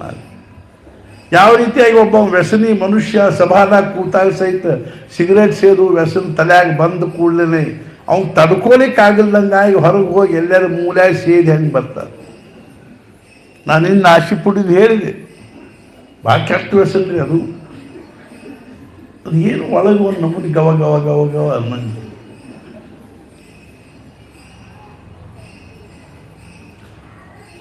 ನಿನ್ನೆ ಹೇಳಿದ ವಿದ್ಯಾಧ್ಯಯನಂ ವ್ಯಸನಂ ಅಥವಾ ಹರಿನಾಮ ಸೇರಿ.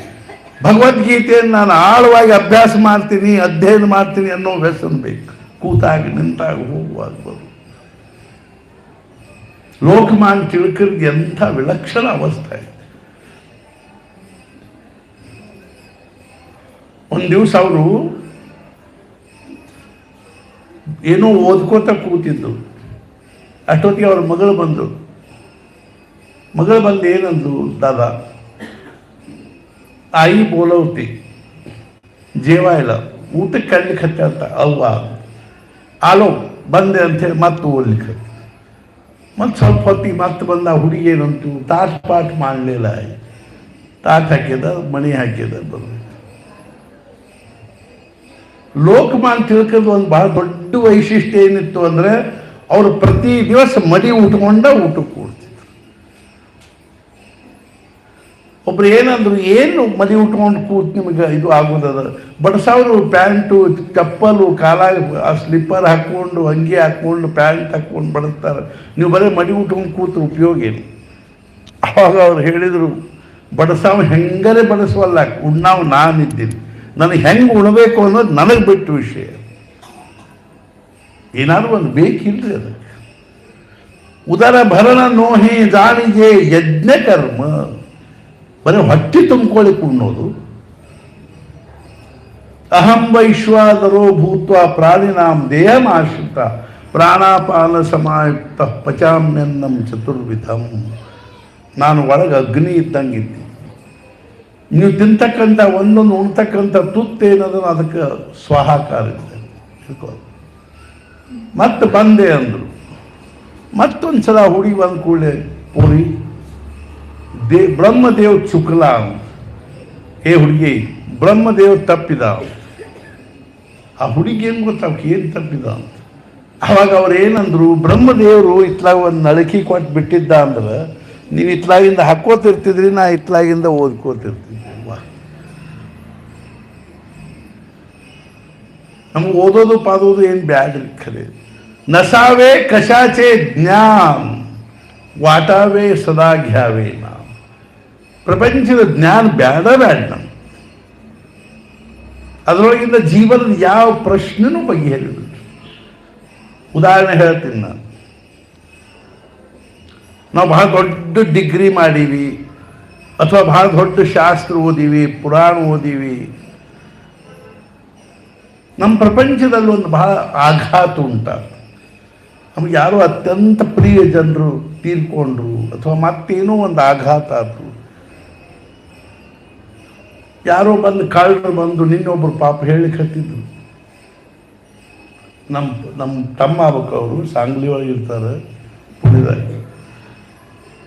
ಅವ್ರ ಮನೆಯೊಳಗೆ ಒಂದ್ಸಲ ಕಳ್ಳರು ಬಂದು ಮಧ್ಯಾಹ್ನ 2 ಗಂಟೆಕನ ಹೆಂಗೋ ಯಾರಿಗೂ ಗೊತ್ತು. ಬಂದು ಏನು ಮಾಡಿ 18 ತೊಲಿ ಬಂಗಾರ ಇತ್ತಂತ ತೊಗೊಂಡು ಹೋಗ್ಬಿಟ್ಟು. ಮತ್ತೊಂದು ಏನದ ಅಂದ್ರೆ ಅವು ಬೆಳ್ಳಿ ಭಾಂಡಿ ಇದ್ದು ಅಂತ ಅವನ್ನೆಲ್ಲ ತೊಗೊಂಡು ಹೋಗ್ಬಿಟ್ಟು. ಹೋಗು ಮುಂದೆ ಏನೋ ಒಂದು ಬಿಟ್ಟು ಹೋದ್ರು ಅಂತ ಹೇಳಿದ್ರು ಅವರು. ನೆನಪಾಗ ಇರ್ಕೊಂತ ನಾ ಯಾಕೆ ಹೇಳಿಕ್ಕೆ ಹತ್ತೀನಿ ಅಂದ್ರೆ ಇಂಥವು ಏನಾದರೂ ಪ್ರಸಂಗಗಳ ಆದು ಅಂತ ತಿಳ್ಕೊಳ್ರಿ. ನಾವು ಬೇಕಾದಷ್ಟು ಓದಿರುವಲ್ಲ, ಆ ಸಂದರ್ಭದಲ್ಲಿ ಸಮಾಧಾನ ಎಲ್ಲಿಗೆ ಬರ್ತಿತ್ತು ಅಂದ್ರೆ ನಾವು ಓದಿದ್ದು ಬರೆದದ್ದು ಎಲ್ಲ ಸಾರ್ಥಕ.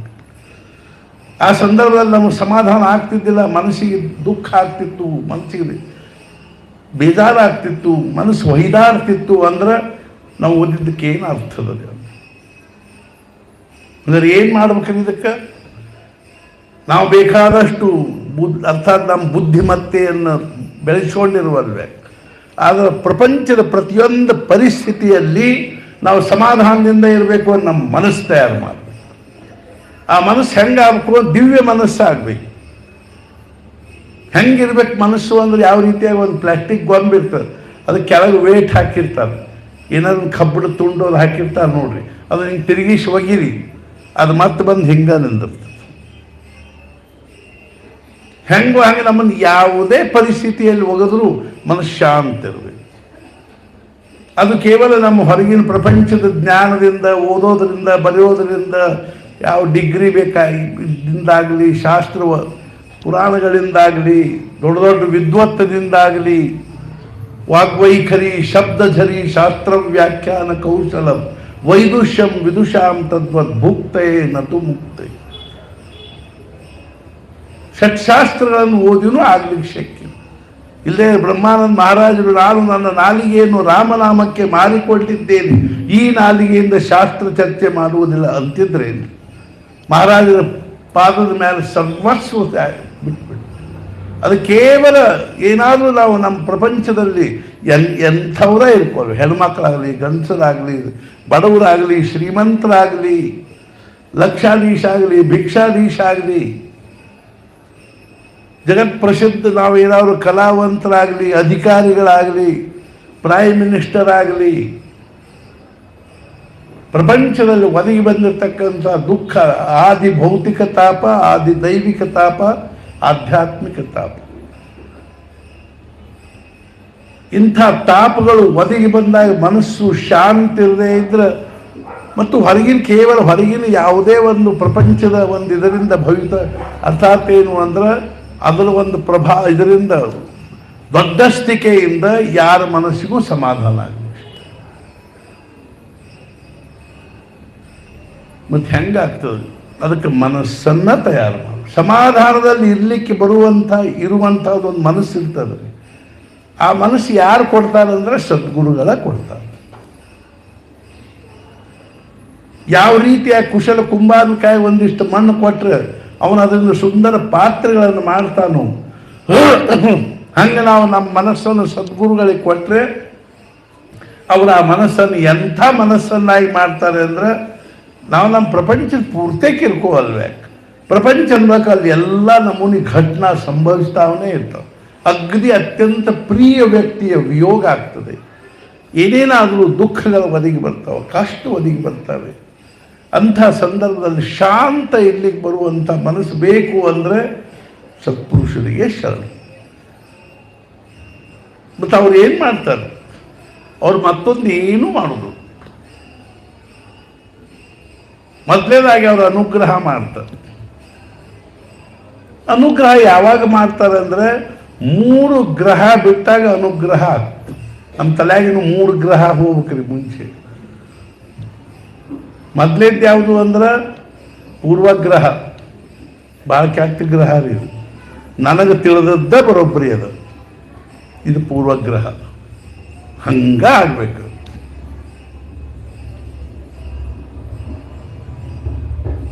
ಒಬ್ಬರ ಮನ್ಯಾಗ ಹೈನಿತ್ತು, ಇಟ್ಲ ಮಂದಿ ಮಜ್ಜಿಗೆ ಕೇಳಲಿಕ್ಕೆ ಹೋಗಿ ಸೊಸಿ ಇದ್ಲು, ಅತ್ತಿದ್ಲು, ಅತ್ತಿನ ಮಜ್ಜಿಗೆ ಕೂಡ. ಒಂದು ದಿವಸ ಅತ್ತಿ ಹೊರಗೆ ಹೋಗಿದ್ಲು, ಆ ಮಜ್ಜಿಗೆ ಕೇಳೋರು ಬಂದರು. ಅಂದ್ಕೊಳ್ಳಿ ಸೊಸಿಯನ್ನು ಬರ್ರಿ ಇಲ್ಲಿ ಬರ್ರಿ, ನಮ್ಮ ಅತ್ತಿಯವರು ಹೊರಗೆ ಹೋಗ್ಯಾರ, ಮಜ್ಜಿಗೆ ಕೊಡ್ತೀನಿ ಬರ್ರಿ. ಪಾಪಕ್ಕೆ ಮಜ್ಜಿಗೆ ದಿನ ಕೊಡುವಷ್ಟು ಅಷ್ಟು ಆಕೆ ಮಜ್ಜಿಗೆ ಇಟ್ಕೊಂಡು ಹೊಂಟಿದ್ಲು. ಬಾಗಿಲ್ದಾಗ ಅವ್ರ ಅತ್ತಿ ಬಂದರು. ಏನಿದು ಮಜ್ಜಿಗೆ?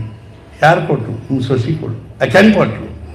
ನಡಿ ತೊಗೊಂಡು ತಿರುಗಿ ಮತ್ತು ತನ್ನ ಮಜ್ಜಿಗೆ ಭಾಂಡಿ ಒಳಗೆ ಹಾಕಿಸ್ಕೊಂಡು ಮತ್ತು ತಾನು ಕೊಟ್ಟರು. ನಾನು ಮಾಡಿದ್ದ ಬರೋಬ್ಬರಿ, ನಾ ಹೇಳಿದ್ದ ಬರೋಬ್ಬರಿ. ಇದು ಪೂರ್ವಗ್ರಹ ರೀ, ಪೂರ್ವಗ್ರಹ ಪೀಡಿತರು ಅಂತಾರೆ. ಇನ್ನು ಎರಡನೇದೇನು ಅಂದ್ರೆ ದುರಾಗ್ರಹ, ಹಠ. ಹೆಂಗೆ ಮಾಡ್ತೀನಿ ನೋಡ್ತೀನಿ ನಾನು ಅನ್ನಂಗೆ ನಾ ಹೇಳ್ದಂಗೆ. ಪೂರ್ವಗ್ರಹ, ದುರಾಗ್ರಹ, ಪ್ರತಿಗ್ರಹ. ಪ್ರತಿಗ್ರಹ ಅಂದ್ರೆ ಬೇಕನ್ನು ಅದು ಬೇಕು, ಇದು ಬೇಕು, ಅದು ಬೇಕು. ಅರ್ಥಾತ್ ಪ್ರತಿಗ್ರಹ ಅಂದ್ರೆ ದಾನ ತಗೊಳ್ಳೋದು, ಬಂದು ಕೊಟ್ಟದ್ದು ತಗೊಳ್ಳೋದು. ಇವು 3 ಗ್ರಹ ಬಿಟ್ರೆ ದುರಾಗ್ರಹ, ಪೂರ್ವಗ್ರಹ, ಪ್ರತಿಗ್ರಹ ಬಿಟ್ರೆ ಅನುಗ್ರಹ ಆಗ್ತದೆ. ಇಟ್ಕೊಂಡು ನಾ ಯಾಕೆ ಹೇಳಿಕತ್ತೀನಿ ಅಂದ್ರೆ ಸದ್ಗುರುಗಳ ಅನುಗ್ರಹ ಬೇಕು. ಅನುಗ್ರಹ ಬೇಕು ಅಂದ್ರೆ ಏನಾಗಬೇಕ್ರಿ? ಸ್ವಲ್ಪದೇ ಅವರಿಗೆ ಚಲೋ ಅನಿಸುವಂಗ, ಅವ್ರಿಗೆ ಏನು ಸೇರ್ತದನೋ ಅದನ್ನು ನಾವು ಮಾಡಬೇಕು. ಬಾಕಿ ಪ್ರಾಪಂಚಿಕ ದೃಷ್ಟಿಯಿಂದ ನಾವು ಹೆಂಗೆ ಇರ್ಕೊಳ್ಬೇಕು, ಅದೆಲ್ಲ ಏನು ಅವ್ರಿಗೆ ಬಹಳ ಮಹತ್ವದ್ದಲ್ರಿ. ಫಸ್ಟ್ ಅವರಿಗೆ ಮುಖ್ಯವಾಗಿ ಏನು ಸೇರ್ತದೆ? ನಾಮಸ್ಮರಣೆ ಸೇರ್ತದೆ. ಬಾಬುಸಾಹೇಬನ್ನು ಕೇಳ್ತ ಒಬ್ಬರು ಬಾಬುಸಾಹೇಬನ್ನು ಕೇಳಿ, ಬಾಬುಸಾಹೇಬ್ ನೀವು ಜಪ ಯಾಕೆ ಮಾಡ್ತೀರಿ, ನೀವು ನಾಮಸ್ಮರಣೆ ಯಾಕೆ ಮಾಡ್ತೀರಿ ಅಂತ ಕೇಳಿ. ಅವ್ರು ಹೇಳಿದ್ರು, ನನಗೆ ಅದರಿಂದ ಏನು ಆಗ್ತದೆ ಏನು ಬರ್ತದೆ ಗೊತ್ತಿಲ್ಲ, ಮತ್ತೆ ಯಾಕೆ ಮಾಡ್ತೀವಿ? ಅವ್ರಿಗೆ ಸೇರ್ತದಂತ ಮಾಡ್ತೀವಿ. ವಾಹ್, ನನ್ನ ಸದ್ಗುರುಗಳಿಗೆ ಸೇರ್ತದ ಅನ್ನೋದು ಒಂದವನ್ನು ತಲೆಯಾಗಿಟ್ಕೊಂಡು ನಾವು ನಾಮಸ್ಮರಣೆ ಮಾಡಿದ್ರು ಸಾಕು. ಅದಕ್ಕಾಗಿ ಇಷ್ಟ ಮಾಡಬೇಕು ಅಂತೇನಿಲ್ಲ ರೀ, ನಮ್ಗೆ ಎಷ್ಟು ಆಗ್ತದೆ ಅಷ್ಟ ಮಾಡಿದ್ರು ಸಹಿತ ಈ ಭಾವ ಇದ್ದದ್ದಲ್ಲ ಅವ್ರಿಗೆ ಸೇರ್ತ. ಬಾಬುಸಾಹೇಬ್ರು ಮುಂಚೆ ಕರಿ ಟೊಪ್ಪಿಗೆ ಹಾಕೋತಿದ್ರು, ತಾತ್ಯಾ ಸಾಹೇಬರು ಮುಂಚೆ ಕರಿ ಟೊಪ್ಪಿಗೆ ಹಾಕೋತಿದ್ರು, ಬಾಬುಸಾಹೇಬ್ ಆಮೇಲೆ ಬಿಳಿ ಟೊಪ್ಪಿಗೆ ಹಾಕ್ಕೊಳ್ರಿ. ಕೇಳಿದ್ರು, ಮುಂಚೆ ಕರಿ ಟೊಪ್ಪಿಗೆ ಹಾಕ್ಕೊತೀರಿ, ಬಿಳಿ ಟೊಪ್ಪಿಗೆ ಹಾಕಿ. ಇಲ್ಲ ಮಹಾರಾಜರಿಗೆ ಕರಿ ಬಂದು ಸೇರಂಗಿಲ್ಲ, ಬಿಳಿ. ಬಾಬುಸಾಹೇಬರು ದಿನ ಸಂಜೆನಾಗ ಸಾಧಾರಣವಾಗಿ ಹಂಚಿನ ಮ್ಯಾಲಿನ ಝುಣಕ ತಿಂತಿದ್ರು. ಈ ಭಕ್ರಿ ಮಾಡೋದು ಆದ ಬಳಕ ಅದರೊಳಗೆ ಒಗ್ಗರಣೆ ಹಾಕಿ ಸ್ವಲ್ಪ ನೀರು ಹಾಕಿ ಕಡ್ಲಿ ಹಿಟ್ಟು ಹಾಕಿ ಉಪ್ಪು ಖಾರ ಹಾಕಿ ಹಿಂಗೆ ಮಾಡಿದ ಝುಣುಕೆ ಏನದನೋ ಅದು ಮಹಾರಾಜರಿಗೆ ಭಾಳ ಸೇರ್ತಿತ್ತು. ಹಂಚಿನ ಮ್ಯಾಲಿನ ಝುಣಕ ಬಾಬುಸಾಹೇಬ್ ದಿನ ಹಂಚಿನ ಮ್ಯಾಲಿನ ಝುಣಕ. ಬೆಳೆಸರೆ ಅವ್ರು ಕೇಳಿ, ಬಾಬುಸಾಹೇಬ್ ದಿನ ಏನದು ಹಂಚಿನ ಮ್ಯಾಲಿನ ಝುಣಕ?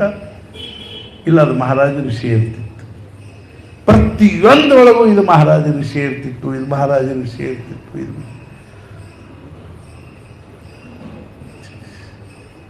ಶೀಸ್ ಹೀ ಅಂತ ಅವನಿಗೆ ಏನು ಸೇರ್ತದನೋ ಅದು ಆಕೆ ಮಾಡ್ಲಿಕ್ಕೆ ಹತ್ಕೊಳ್ಳೆ ಶೀಸ್ ಹೀ. ಹೆಂಗೋ ಹಂಗೆ ಮಹಾರಾಜರಿಗೆ ಏನು ಸೇರ್ತದೆ? ಮಹಾರಾಜರಿಗೆ ಭಗವಂತನ ನಾಮಸ್ಮರಣೆ ಬಿಟ್ಟರೆ ಮತ್ತೊಂದು ಏನೂ ಸೇರುವುದಿಲ್ಲ. ಆದ್ದರಿಂದ ಭಗವಂತನ ನಾಮಸ್ಮರಣೆ ತಿಳ್ಕೊ. ನಾ ಯಾಕೆ ಹೇಳಲಿಕ್ಕೆ ಹತ್ತೀನಿ ಅಂದ್ರೆ, ಮೊದಲನೇದಾಗಿ ಸತ್ಸಂಗ ಬಹಳ ಮಹತ್ವದ್ದು. ಪಾರಮಾರ್ಥಕ್ಕೆ ಮೊದಲು ಸಾಧನ ಸತ್ಸಂಗತಿ. ಸಾಧು ಸಂಗತಿಯಿಂದ ಎಷ್ಟೋ ಜನರು ಪಾರಾಗಿವರು.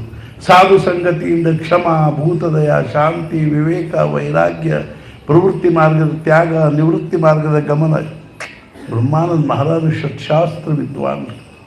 ಅವರು ಒಂದೊಂದು ಶಬ್ದ ಅಲ್ಲಿ ಒಂದೊಂದು ಅಕ್ಷರನೂ ಅಮೌಲ್ಯವಾಗಿರ್ತದೆ. ಅರ್ಥಾತ್ ಏನು ಅಂದ್ರೆ, ಎಷ್ಟು ಒಂದು ಮಾರ್ಮಿಕ ಶಬ್ದ ಹೇಳ್ಯಾರ ಅದರೊಳಗೆ ಅಂದ್ರೆ, ವಿಷಯಾಕಾರ ವೃತ್ತಿಯಿಂದ ಬಂಧ, ಪರಮಾತ್ಮನಾಕಾರ ವೃತ್ತಿಯಿಂದ ಮೋಕ್ಷ. ವೃತ್ತಿಗೆ ವಿಷಯದ ಸಂಬಂಧವಾಗದೇ ಇರಲಿಕ್ಕೆ ಸದೋದಿತ ಭಗವದ್ ಅನುಸಂಧಾನವೇ ಕಾರಣ. ಕೂತಾಗ, ನಿಂತಾಗ, ಹೋಗುವಾಗ, ಬರುವಾಗ ಭಗವಂತನ ನಾಮಸ್ಮರಣೆ ಮಾಡ್ತಾರೆ. ಈ ವಿಷಯಾಕಾರ ವೃತ್ತಿಯಿಂದ ಬಂಧ, ಪರಮಾತ್ಮನಾಕಾರ ವೃತ್ತಿಯಿಂದ ಮೋಕ್ಷ ಅಂದ್ರೆ ಏನಿದು? ಒಂದು ಕಾಯಿಲ್ ಇರ್ತದೆ, ಕಾಜಿನ ಕಾಯಿಲ್ ಅದ ಅಂತ ಇಟ್ಕೊಳ್ಳಿ, ಹಿಂಗೆ ಬರ್ತದಿರ್ತದೆ. ಅದ್ರಲ್ಲಿ ನಾವು ಹಸರು ನೀರು ಬಿಟ್ವಿ, ಆ ಇಡೀ ಕಾಯಿಲು ಕಾದ ಸಹಿತ ಹಸರು ಬಣ್ಣ, ಹಸರು ಅನ್ನೊಂದು ಗೋಲ್ ಆಗ್ತದೆ. ಆ ಹಸಿರು ಬಣ್ಣ ತೆಗೆದು ಕೆಂಪು ಬಣ್ಣ ಹಾಕಿ ಕೆಂಪು ನೀರು ಬಿಟ್ಟು ಕೆಂಪಾಗ್ತದೆ. ಹೆಂಗಾಗಿ ನಮ್ಮ ಅಂತಃಕರಣ ಏನದ ಒಂದು ಕಾಯಿಲ್ ಇದ್ದಂಗೆ ಇರ್ತದೆ. ಈಗ ಅದು ತುಂಬ ಏನು ತುಂಬಿದೆ ಅಂದ್ರೆ ವಿಷಯ ತುಂಬಿದೆ. ಮಹಾರಾಜರು ಹೇಳಿದರು, ಒಂದು ನಾಮ ಬಿಟ್ಟರೆ ಉಳಿದದ್ದೆಲ್ಲ ವಿಷಯ. ಇದ್ರೊಳಗೆ ಎಲ್ಲ ಅಂದ್ರೆ ಎಲ್ಲ ಬಂದು ಹೋತ್ರಿ, ಶಾಸ್ತ್ರ, ಪುರಾಣ, ಅದು ಇದು ಎಲ್ಲ. ಪುರಾಣಂ, ಭಾರತಂ, ವೇದ, ಶಾಸ್ತ್ರಾಣಿ ವಿವಿಧಾನಿ ಚ ಪುತ್ರದಾರಾದಿ ಸಂಸಾರ ನಾಮಾಭ್ಯಾಸಸ್ಯ ವಿಘ್ನಕೃತ. ಪುರಾಣ, ನಾವು 18 ಪುರಾಣ ಓದೋದನ್ನು ಸಂಕಲ್ಪ ಮಾಡಿ ಶುರು ಮಾಡೀವ್ರಿ, ನಾಮಸ್ಮರಣೆ ಯಾವ ಮಾಡು. ಪುರಾಣಂ, ಭಾರತಂ, ವೇದ. ವೇದಾಧ್ಯಯನ ಮಾಡಬಾರ್ದೇನ್ರಿ ಅಂದ್ರೆ ಮಾಡಬೇಕು. ಆದರೆ ಮುಖ್ಯವಾಗಿ ನಾವು ಭಗವಂತನ ನಾಮಸ್ಮರಣೆ ಕಡೆಗೂ ಲಕ್ಷ್ಯ ಬೇಕು. ಶಾಸ್ತ್ರಾಣಿ ವಿವಿಧಾನಿ ಚ. ಆಯುಷ್ಯ ಎಲ್ಲ ಬರೀ ಆ ಶಂಕರಾಚಾರ್ಯರು ಸ್ನಾನಕ್ಕೆ ಹೊಂಟಿದ್ರು. ಅವಾಗೊಬ್ಬರು ಮುದುಕರು, ಮುಪ್ಪಾನ ಮುದುಕರು ಡುಕ್ರಿ ಕರಣೆ ಡುಕ್ರಿ ಕರಣೆ ಡುಕ್ರಿ ಕರಣೆ ಅನ್ಕೋತ ಕೂತಿದ್ರು. ಅದು ಏನದ, ಡುಕ್ರಿ ಅನ್ನೋ ಧಾತು, ಕರಣೆ ಅಂದ್ರೆ ಮಾಡೋದು ಅನ್ನುವಂಥ. ಆವಾಗ ಶಂಕರಾಚಾರ್ಯ ಹೇಳಿದರು, ಭಜ ಗೋವಿಂದಂ ಭಜ ಗೋವಿಂದಂ ಭಜ ಗೋವಿಂದಂ ಮೂಢಮತೆ ಸಂಪ್ರಾಪ್ತೆ ಸನ್ನಿಹಿತೆ ಮರಣೆ ಡುಕ್ರೀಕರಣೆ.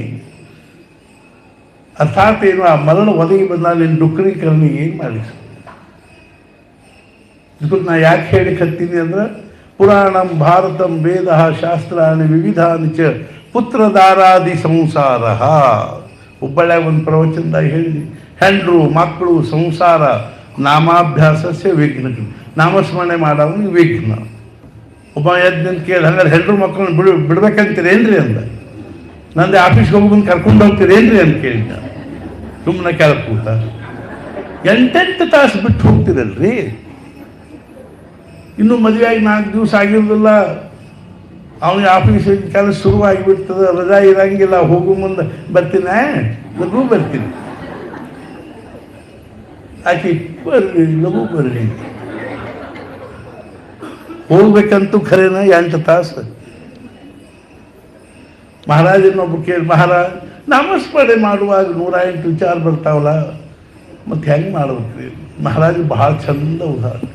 ಮಹಾರಾಜ್ ಹೇಳಿದ್ರು, ನೀವು ಆಫೀಸ್ನಾಗ ಕೆಲಸ ಮಾಡ್ಲಿಕ್ಕೆ ಹತ್ತೀರಿ, ನೀವು ಆಫೀಸ್ನಾಗ ನೌಕರಿ ಮಾಡ್ತೀರಿ. ಆವಾಗ ನೌಕರಿ ಮಾಡುವಾಗ ನೀವು ಫೈಲ್ಸ್ ಎಲ್ಲ ಬರೋಬ್ಬರಿ ಲೆಕ್ಕಪತ್ರ ಎಲ್ಲ ಸರಿ ಮಾಡ್ಲಿಕ್ಕೆ ಹತ್ತೀರಿ. ಲಕ್ಷ ಎಲ್ಲ ಮನೆ ಕಡೆಗೆ ಇರ್ತದೆ. ಮತ್ತು ಮನ್ಯಾಗ ಹಂಗಾತು ಹಿಂಗಾತು, ಮೊನ್ನೆ ಮದುವೆ ಆಗ್ಯದ, ಹೆಂಡತಿ ಹಂಗೆ ಹಿಂಗೆ ಎಲ್ಲ 108. ಆವಾಗ ಅರ್ಥಾತ್ ನೀವು ಫೈಲ್ ಒಯ್ದು ಇವನು ಮುಂದೆ ಇಟ್ರಿ. ಅವಾಗ ಸಾಹೇಬ್ ಬಂದ, ನೋಡ್ರಿ ನೀವು ಆಫೀಸ್ನಾಗ ಅತ್ಯಂತ ಏಕಾಗ್ರತೆಯಿಂದ ಕೆಲಸ ಮಾಡ್ಬೇಕು. ಅವಾಗ ಇವೇನಂತ ತೊಗೊಂಡು ಏನು ಮಾಡೋದು ನಿಮಗೆ? ನಾ ಏಕಾಗ್ರ ಇರುವಲ್ಲೇ ಪೇಕಾಗ್ರ ಇರುವಲ್ಲೇ. ನಿನ್ನ ಫೈಲ್ನಾಗ ಏನಾದ್ರು ತಪ್ಪಿದ್ರೆ ಹೇಳು, ನಿನ್ನ ಫೈಲ್ ಕರೆಕ್ಟ್ ಮಾಡಿನಿಲ್ಲೋ ನನ್ನ ಪಗಾರ ಕೊಡು. ಅವಾಗ ಬಾಸ್ಗೆ ಅವನು ಏಕಾಗ್ರದಿಂದ ಮಾಡ್ಯಾನೋ ಬಿಟ್ಟಾನೋ ತೊಗೊಂಡು ಏನು ಮಾಡೋದು? ಅವನ ಫೈಲ್ ಬರೋಬ್ಬರಿ ಮಾಡ್ಯಾನಿಲ್ಲ, ನಿನ್ನ ಲೆಕ್ಕದಾಗ ಏನು ತಪ್ಪಿದ್ರೆ ಹೇಳು. ಹೆಂಗೋ ಹಂಗೆ ನಿನ್ನ 3,500 ಜಪ ಅದಲ್ಪ ಭಗವಂತ, ನಿನ್ನ 3,500 ಜಪ ಕರೆಕ್ಟ್ ಮಾಡಿ. ನಾನು 108 ವಿಚಾರ ಮಾಡುವ ಲೆಕ್ಕ, ನಿನಗೇನದ? ನನ್ನ ಪಗಾರ ಕೊಡು.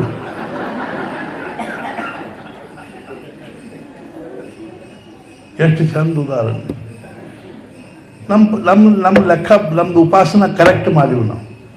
3,500 ಜಪ ಚಂದ ಮಾಡಿ, ತಪ್ಪಿದ್ರೆ ಹೇಳು, ನಮಗೆ ಸಮಾಧಾನದ ಪಗಾರ ಕೊಡು ಕರೆಕ್ಟಾಗಿ. ಕೊಡಲಿಕ್ಕೆ ಬೇಕು. ನೀವು ಫೈಲ್ ನಿಮ್ಮ ಲೆಕ್ಕ ತಪ್ಪಿತ್ತು ಅಂದ್ರೆ ಮಾತ್ರ ಅವನು ಹಿಂಗೆ ಹೊಡೆದು ಕ್ರಾಸ್ ಹೊಡೆದು ನಡೆಯತ್ತ. ಕಲಿಕತ್ತ ನೀನು ಸಸ್ಪೆಂಡ್ ಮಾಡಿ ಹೋಗೈತಿ ನೋಡೋದು. ನಮ್ಮದು ಹೆಂಗದ, ಬರೀ ಹಂಗದ ಅಲ್ಲ. ನಮ್ಗೆ ಒಂದು ತಾಸು ಏನದ, ಒಂದು ಖೋಲೆ ಬಾಗಲ ಹಾಕೊಂಡು ಇದೇ ಹೇಳಿದ್ಲ ಕಲ್ಕತ್ತಾ ಕಡೆಗೆ ಇತ್ಲಾಗ ಅವ್ರು ಬೇಕಾದ್ದು ಮಾಡ್ತಿರುವಲ್ಲಕ, ಮುದುಕಿ ಅತ್ಲಾಗ ಹಣಿಕೆ ಹಾಕಿ ನೋಡುವುದಿಲ್ರಿ ಅವ್ರು. ಎಷ್ಟು ಚಂದ ಅನ್ನಿಸ್ತು. ತಮ್ಮದೇನೋ ಒಂದೇನೋ ಬೈಸ್ಕೊಂಡು ಅನ್ನ ಸಾರು ಮಾಡಿಕೊಂಡು ಊಟ ಮಾಡಿ, ಎಲ್ಲಿ ಪ್ರವಚನ ಅದ, ಎಲ್ಲಿ ಸತ್ಸಂಗ ಅದ, ಎಲ್ಲಿ ಪುರಾಣ ಅದ, ಹಂಗೆ ನಮ್ಗೆ ಹಂಗೆ ಏನು ಬೇರೆ ಇರಲಿ ಅನ್ನೋದಿಲ್ಲ. ಅದು ನಮ್ಮೊಳಗೆ ನಾವು ಅಂದ್ಕೋಬೇಕಲ್ಲ. ಇನ್ನು ನಮ್ಮದು ವಾನಪ್ರಸ್ಥಾಶ್ರಮ ಶುರು ಆಯ್ತು, ಭಾಳ ಪ್ರಪಂಚ ಮಕ್ಕಳ ಪ್ರಪಂಚ ತಲೆ ಹಾಕಬಾರ್ದು. ಆಮೇಲೆ ಅವ್ರ ಕಡೆಯಿಂದ ಚೀತು ಅನಿಸ್ಕೊಂಡು ನಿನಗೆ ಸುಮ್ಕೊಂಡು ನಿನಗೆ ಏನು ತಿಳಿತದ?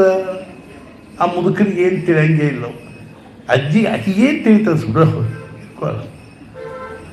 ಅಷ್ಟಾದರೂ ಇವರು ಹಂಗ್ಯಾಕೆ ಮಾಡ್ತಿ, ಹಿಂಗ್ಯಾಕೆ ಮಾಡ್ತಿ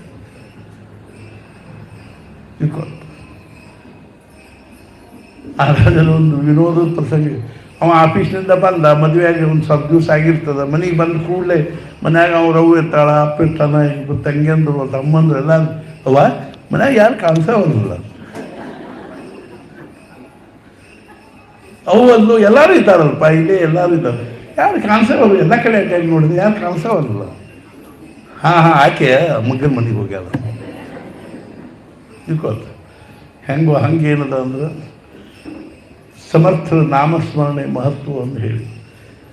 ಈಗ 5 ದಿವಸ ಆತಲ್ರಿ, ಬರೀ ಹೇಳಿದ್ರು ಅನ್ಕೂತಿ ಅಂತ ಹೇಳವ್ರು.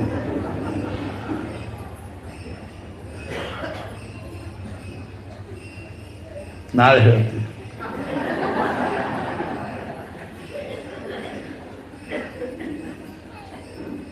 ಈ ತಲೆಯಾಗ ಹೋಗು ತಯಾರಿ ಮಾಡಲಿಕ್ಕೆ ಭಾಳ ದಿವಸ ಬೇಕಾಗ್ತದೆ. ತಿಳಿತು. ಆ ತಲೆಯಾಗ ಹೋಗು ತಯಾರಿ ಆಯ್ತು ಅಂದ್ರೆ ಬಡ ಬಡ ಓದಿಬಿಟ್ಟು ತಲೆಯಾಗ ಹೋಗ್ಬಿಟ್ಟು ಇನ್ನು ತಯಾರಿ ಆಗ್ಬೇಕದು. ಮಹಾರಾಜರಿಗೆ ಒಬ್ರು ಏನಂದ್ರು, ಮಹಾರಾಜ್ ಅಲ್ರಿ ನಾವು ಬಂದು ಎಷ್ಟು ದಿವಸ ಆಯಿತು,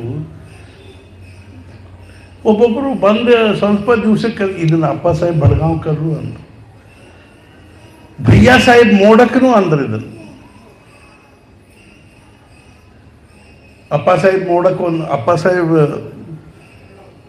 ಬಡ್ಗಾಂವ್ಕರ್ ಹೇಳಿದ್ರು ಒಂದು ದಿವಸ, ಮಹಾರಾಜ್ ನಾನು ನಿಮಗೆ ಭಾಳ ಮೊದಲಿನಿಂದಲೂ ನಿಮ್ಮ ಕಡೆ ಬಂದ, ಬ್ರಹ್ಮಾನಂದ ಮಹಾರಾಜರು ಮೊನ್ನೆ ಬಂದರು ಅವ್ರನ್ನ ಉದ್ಧಾರ ಮಾಡಿ, ಆನಂದ ಸಾಗರರು ಮೊನ್ನೆ 87ನೇ ಇಸ್ವಿಯಲ್ಲಿ ಬಂದರು, ಇಬ್ಬರು ಬಂದರು, ಇಬ್ಬರು ಇಂದೂರಾಗ ಭೇಟಿಯಾಗ್ಯದ, 5 ತಿಂಗಳ ವ್ಯತ್ಯಾಸವಾಗಿ ಇಬ್ಬರದು ಭೇಟಿಯಾಗಿದೆ.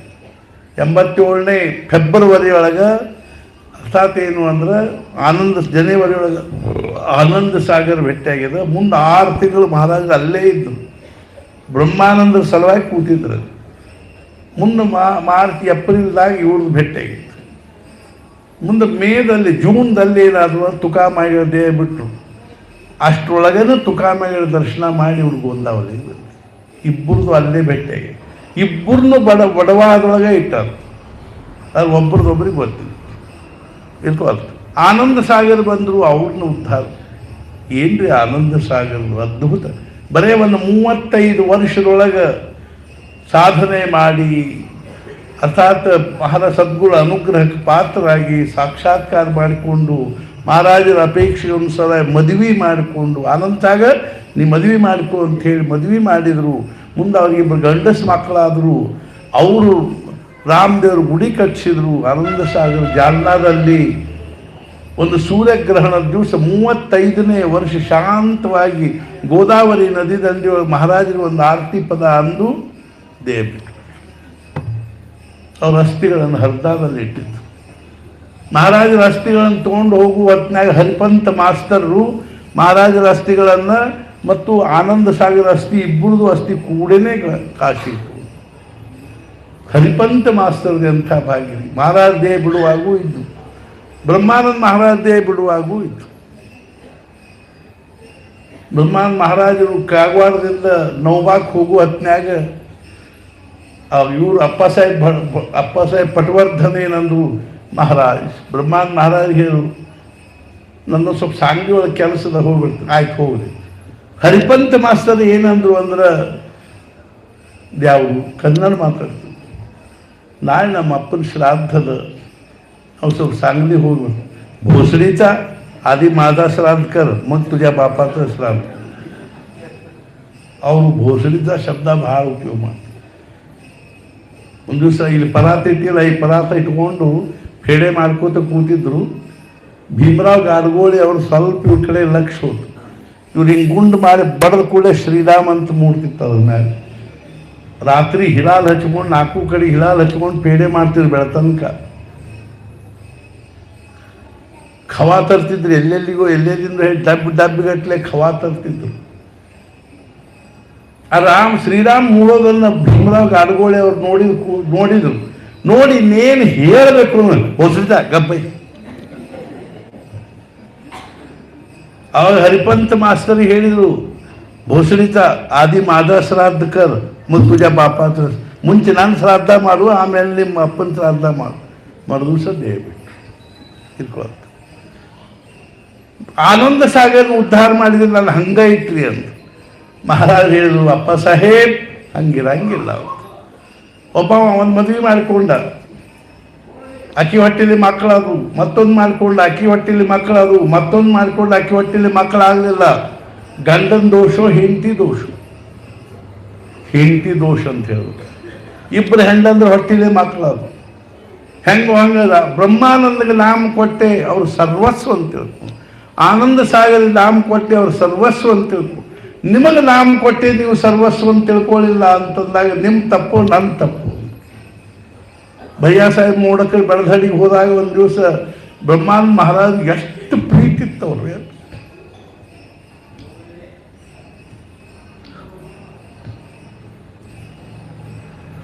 ಭಯ್ಯಾ ಸಾಹೇಬ್ರೆ ಬ್ರಹ್ಮಾನಂದ ಮಹಾರಾಜನ ಅನಂತ ಶಾಸ್ತ್ರಿಗಳನ್ನು ಮಹಾರಾಜ ಕಡೆ ಕರ್ಕೊಂಡು ಆ ದೃಷ್ಟಿಯಿಂದ ಅವ್ರ ಮೇಲೆ ಬಹಳ ಪ್ರೀತಿ ಇತ್ತು. ಅವ್ರು ಮುದ್ದಾಮ ರಾಮನವಮಿ ಉತ್ಸವ ಬೆಳದಡಿ ಕರೆಸಿಕೊಂಡು ಅವ್ರಿಗೊಂದು ಖೋಲಿ ಕೊಟ್ಟಿದ್ದು. ಒಂದು ದಿವಸ ಸಂಜೆ ಸ್ವಲ್ಪ ಕತ್ಲೆ ಆಗಿತ್ತು, ಮೊಬ್ಬು ಕತ್ಲೆ ಆಗಿತ್ತು. ಬ್ರಹ್ಮಾನಂದ ಮಹಾರಾಜರು ಅವ್ರ ಖೋಲಿಗೆ ಹೋಗಿ ಭಯ್ಯ ಸಾಹೇಬ್ ಚಂಚಿ ತೆಗಿ ಅಂತಂದ್ರು. ಅಂಕುಲ್ ಭಯ್ಯ ಸಾಹೇಬ್ರು ಎಲ್ಲ ಕಡೆ ಹುಡುಕ್ಯಾದ್ರು, ಮಾಡಿದಾಗ ಎಲ್ಲಿ ಚಂಚಿ ಸಿಗಲಿಲ್ಲ. ಅಷ್ಟೊತ್ತಿಗೆ ಒಬ್ಬ ಹುಡುಗ ದೀಪ ತೊಗೊಂಬಂದ ಕಂದೀಲು ತೊಗೊಂಬಂದ್ಕೊಂಡು ನೋಡ್ತಾನೆ, ಅಲ್ಲೇ ಇತ್ತು ಚಂಚಿ. ಅವ್ರ ಮನಸ್ಸಿನಾಗೂ ಸ್ವಲ್ಪ ಇತ್ತರೆ ಅದು, ನನ್ನ ಉದ್ಧಾರ ಮಾಡಲಿಲ್ಲ. ಅವಾಗ ಬ್ರಹ್ಮಾನಂದ ಮಹಾರಾಜ ಹೇಳು, ಭಯ್ಯ ಸಾಹೇಬ್ ವಸ್ತು ಎಲ್ಲಿದನೋ ಅಲ್ಲೇ ಇರ್ತದೆ.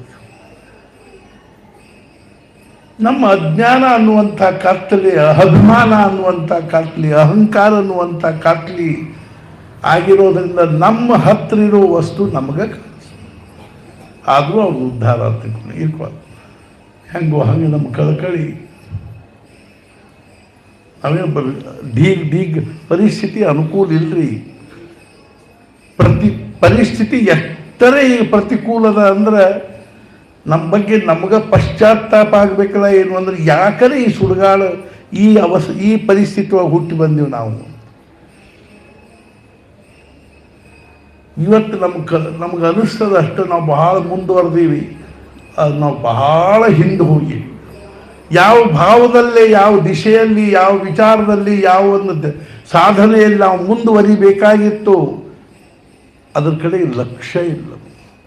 ಯಾವುದ್ರೊಳಗೆ ಎಷ್ಟು ಮುಂದುವರೆದ್ರು, ಇನ್ನೂ 1000 ವರ್ಷಗಟ್ಟಲೆ ಮುಂದುವರೆದ್ರು ಏನೇನೂ ಜೀವನದ ಒಂದು ಪ್ರಶ್ನೆ ಬಗೆಹರಂಗಿಲ್ಲೋ ಅದರೊಳಗೆ ನಾವು ಬಹಳ ಮುಂದುವರೆದೀವಿ. ಇದೆಲ್ಲ ನಿರರ್ಥಕವಾಗಿರ್ತಕ್ಕ ತಿಳ್ಕೊಳ್ತಕ್ಕ ಮತ್ತೇನು ಮಾಡ್ಲಿಕ್ಕೆ ಶಕ್ಯದ. ಆದರೆ ಇದರೊಳಗೆ ಇದ್ದುಕೊಂಡನ ಒಂದು ಸಾಧನೆ ಯಾವುದೋ ನಾಮಸ್ಮರಣೆ. ಭಗವಂತ ನಾಮಸ್ಮರಣೆ ಮಾಡಿ ಥೇವಿಲೆ ಅನಂತೆ ತೈಸೇಚಿ ರಹಾವೆ ಚಿತ್ತಿ ಅಸೋದ್ಯಾವೆ ಸಮಾಧ. ಭಗವಂತ ನಮ್ಮನ್ನು ಮಹಾರಾಜರು ಕೇಳಿದ್ರು, ಬೆಲ್ಸದೆ ಅವರಿಗೆ ಈ ತುಕಾರಾಮರಿ ಈ ಶಬ್ದದಲ್ಲಿ ಮುಖ್ಯ ಶಬ್ದ ಯಾವುದು, ಮಹತ್ವದ ಶಬ್ದ ಯಾವುದು ಬೆಲ್ಸದವ್ರಿಗೆ ಗೊತ್ತಾಗಲಿಲ್ಲ. ಅವಾಗ ಮಹಾರಾಜರು ಅನಂತೆ, ನಮ್ಮನ್ನು ಈ ಪರಿಸ್ಥಿತಿಯೊಳಗೆ ಯಾರು ಇಟ್ಟಾರೆ? ಅನಂತ ಭಗವಂತ ಇಟ್ಟಾರೆ. ಭಗವಂತನ ಈ ಪರಿಸ್ಥಿತಿ ಒಳಗೆ ಇಟ್ಟಾಗ ನಮಗೆ ಸಮಾಧಾನದೇ ಇರುವುದು ಅನಿವಾರ್ಯ. ಅವ ಯಾಕಂದ್ರೆ ನಮಗೆ ಬೇಕವ, ನಮಗೆ ಅತ್ಯಂತ ಪ್ರಿಯ, ನಮಗೆ ಅತ್ಯಂತ ಪೂಜ್ಯ, ಅತ್ಯಂತ ನಮ್ಮ ಸರ್ವಸ್ವ ಅವನ ನಮ್ಮನ್ನು ಈ ಪರಿಸ್ಥಿತಿ. ಗಂಡ ಶ್ರೀಮಂತಿದ್ದ, ಮದುವೆ ಆದಾಗ ಹೆಂಡತಿನೂ ಭಾಳ ಅಗದಿ ಆರಾಮಿದ್ಲು. ಗಂಡಗೇನೋ ಒಂದು ಬಡತನ ಬಂತು, ಅಗದಿ ಬಡತನ ಬಂತು. ಗಂಡನ ಆ ಪರಿಸ್ಥಿತಿ ಒಳಗಿದ್ದಾಗ ಹೆಣ್ಣು ಸಮಾಧಾನದಲ್ಲಿ ಇರಬೇಕಾದ ಕರ್ತವ್ಯ ಅಲ್ಲೇ. ಹೆಂಗೋ ಹಂಗೆ ಭಗವಂತನ ನಮ್ಮನ್ನು ಈ ಪರಿಸ್ಥಿತಿ ಒಳಗಿಟ್ಟಾನ. ಆ ಪರಿಸ್ಥಿತಿ ಬಗ್ಗೆ ನಾವು ಏನಾದರೂ ತಕರಾರು ಮಾಡಿದ್ವಿ ಅಂದ್ರೆ ನಮಗೇನು ಇದು ಇಲ್ಲ ಅಂದ್ರೆ ಭಗವಂತ ಇಟ್ಟದ್ರ ಬಗ್ಗೆ ನಮಗೆ ಸಮಾಧಾನ ಇಲ್ಲ. ಅವ ಹೆಂಗರೇ ಇಟ್ಕೊಳ್ಳಲ್ಲ. ಇವತ್ತು ನಮಗೆ ಪಂಚ ಪಕ್ವಾನ್ ಊಟ ಮಾಡಿಸ್ಲಿ, ನಾಳೆ ತಂಗಳ ಭಕ್ರಿ ತಿನ್ನುವಂಥ ಪರಿಸ್ಥಿತಿ ಬಂದರು. ಆ ತಂಗಳ ಭಕ್ರಿ ನಮಗೆ ಹೆಂಗೆ ತಿನ್ಲಿಕ್ಕೆ ಬರಬೇಕು ಅಂದ್ರೆ ಅದ್ರ ಮುಂದೆ ಪಂಚ ಪಕ್ವಾನ್ ನಮಗೆ ನೆನಪನ ಆಗ್ಬಾರ್ದು. ಇಲ್ಲಿ ಸತ್ಪುರುಷರು ನಮ್ಮ ಜೀವನದ ಪ್ಯಾಟರ್ನ್ ಬದಲು ಮಾಡೋದಿಲ್ಲ, ಒಳಗಿನ ಆಂತರಿಕ ನಮ್ಮದು ಭಾವ ಬದಲು ಮಾಡ್ತಾರೆ, ಡೈರೆಕ್ಷನ್ ಆಫ್ ಥಿಂಕಿಂಗ್ ಬದಲು ಮಾಡ್ತಾರೆ. ಅದನ್ನು ನಾವು ನಿಧಾನವಾಗಿ ಸತ್ಸಂಗತಿಯಿಂದ ತಿಳ್ಕೊಂಡು ಅದನ್ನು ನಿಧಾನವಾಗಿ ಬದಲು ಮಾಡಿಕೊಂಡು ಆಮೇಲೆ ಕ್ರಮೇಣ ಅದು ಬಾಹ್ಯ ಹೊರಗಿನ ಆವರಣನೂ ಬದಲಾಗಲಿಕ್ಕೆ ಹತ್ತದೆ. ಆವಾಗ ಆಗ್ತದೆ. ಆವಾಗ ನಮ್ಮ ಜೀವನದಲ್ಲಿ ಏನಾದರೂ ನಮಗೆ ಶಾಂತಿ ಸಮಾಧಾನ ಆಗಲಿಕ್ಕೆ ಶಕ್ಯ ಇದೆ. ನಿಜವಾಗಿಯೂ ನಮ್ದೆಲ್ಲರಿಗೂ ಭಾಗ್ಯ. ಈಗ ನೋಡ್ರಿ, ಈಗ ಯಾವ ಮಹಾತ್ಮನ ಸಾನ್ನಿಧ್ಯವೋ ನಾವು ಇಷ್ಟೊಂದು ಎಲ್ಲರೂ ಗೋತ್ರ ಗೊತ್ತಿಲ್ಲ, ಒಬ್ರದ್ದೊಬ್ರು ಸಂಬಂಧ ಇಲ್ಲ, ಸೂತ್ರ ಇಲ್ಲ, ಯಾರು ಯಾವ್ದು ಕಾಕ ಅಲ್ಲ, ಯಾರು ಮಾಮ ಅಲ್ಲ. ಮನೆಯೊಳಗೆ ಒಂದು ಏನಾದ್ರು ಕಾರ್ಯಕ್ರಮ ಇತ್ತು, ಊಟದ ಲೀಸ್ಟ್ ಮಾಡಬೇಕಾದ್ರೆ ಅವ್ರಿಗೆ ಹೇಳ್ರಿ, ಇವ್ರಿಗೆ ಬೇಡ, ಅವ್ರ ಹೆಂಡತಿಗೆ ಅಷ್ಟೇ ಹೇಳ್ರಿ, ಗಂಡಗೆ ಬೇಡ, ಗಂಡಗೆ ಅಷ್ಟೇ ಹೇಳ್ರಿ, ಹೆಂಡತಿಗೆ ಬೇಡ, ನಮ್ಮ ಮಾಮಾಗೆ ಹೇಳ್ರಿ ಅಂತ ಹೆಂಡತಿ, ನಮ್ಮ ಕಾಕಾಗೆ ಹೇಳ್ರಿ ಅಂತ ಅಪ್ಪ ಗಂಡ. ಇಲ್ಲಿ ಯಾರು ಏನೂ ಇರಲಿಲ್ಲ. सत्पुरुषर महाराज हेरू ज्यांचे दार येणाऱ्यांच्यासाठी 24 तास उघड असतं तिथे सत्पुरुष आहे असे समजा. यार बागल ಬರುವವರಿಗಾಗಿ 24 ತಾಸು ತೆಗೆದಿರ್ತದನೋ ಅಲ್ಲಿ ಸತ್ಪುರುಷರಿದ್ದಾರೆ. ಆದ್ದರಿಂದ ನಮ್ಮದು ಭಾಗ್ಯದ ಈ ಸ್ಥಾನದಲ್ಲಿ ಪ್ರತಿ ವರ್ಷ ಲಕ್ಷಗಟ್ಟಲೆ ಜನರು ಮಹಾರಾಜರ ಪ್ರಸಾದ ಮಾಡ್ತಾರೆ. ಇದ್ರ ಹಿಂದೆ ಯಾವ ಶಕ್ತಿ, ಇವತ್ತು ಮುಂಜಾನೆ ನನಗೆ ಅದೇ ವಿಚಾರ, ಯಾವ ಶಕ್ತಿ ಇದ್ರ ಹಿಂದೆ ಕೆಲಸ ಮಾಡ್ತಿದ್ದಿತ್ತು. ನಾವು ಯಾರ ಕಡೆಯಿಂದ ಏನೂ ಕೇಳುವುದಿಲ್ಲ. ಮಹಾರಾಜ ಹೇಳಿದ್ರು ಏನೂ ಕೇಳಬೇಡ ಬೇಕಾಗಿ. ನಿನ್ನೊಂದು ಉದಾಹರಣೆ ಹೇಳುವುದು ಉಳಿತು. ಗಣಪತರಾವ್ ದಾಮ್ಲೆ ಅವರು ಕಾಶಿಗೆ ಹೊಂಟಿದ್ರು. ಹೊಂಟಾಗ ಅವ್ರಿಗೇನು ಅನಿಸಿತ್ತು, ಒಂದು 500 ರೂಪಾಯಿ ತೊಗೊಂಡು ಹೋಗೋಣ ಗಂಡ ಹೆಂಡತಿ, ದಾರ್ಯಾಗ ಏನಾದರೂ ಬೇಕಾಗ್ತವೆ ಹಂಗೆ ಹಿಂಗೆ ಅಂತ. ಒಂದು 200 ರೂಪಾಯಿ ತೊಗೊಂಡು ಹೊಂಟಿದ್ರು. ಮಹಾರಾಜರು ಹೇಳಿದ್ರು, ಗಣಪತರಾವ್ ಅವು ಒಂದು 200 ರೂಪಾಯಿ ಅವಲ್ಲ ನಮ್ಮ ಕಡೆ ಕೊಡಲಿ ಅಂದರು.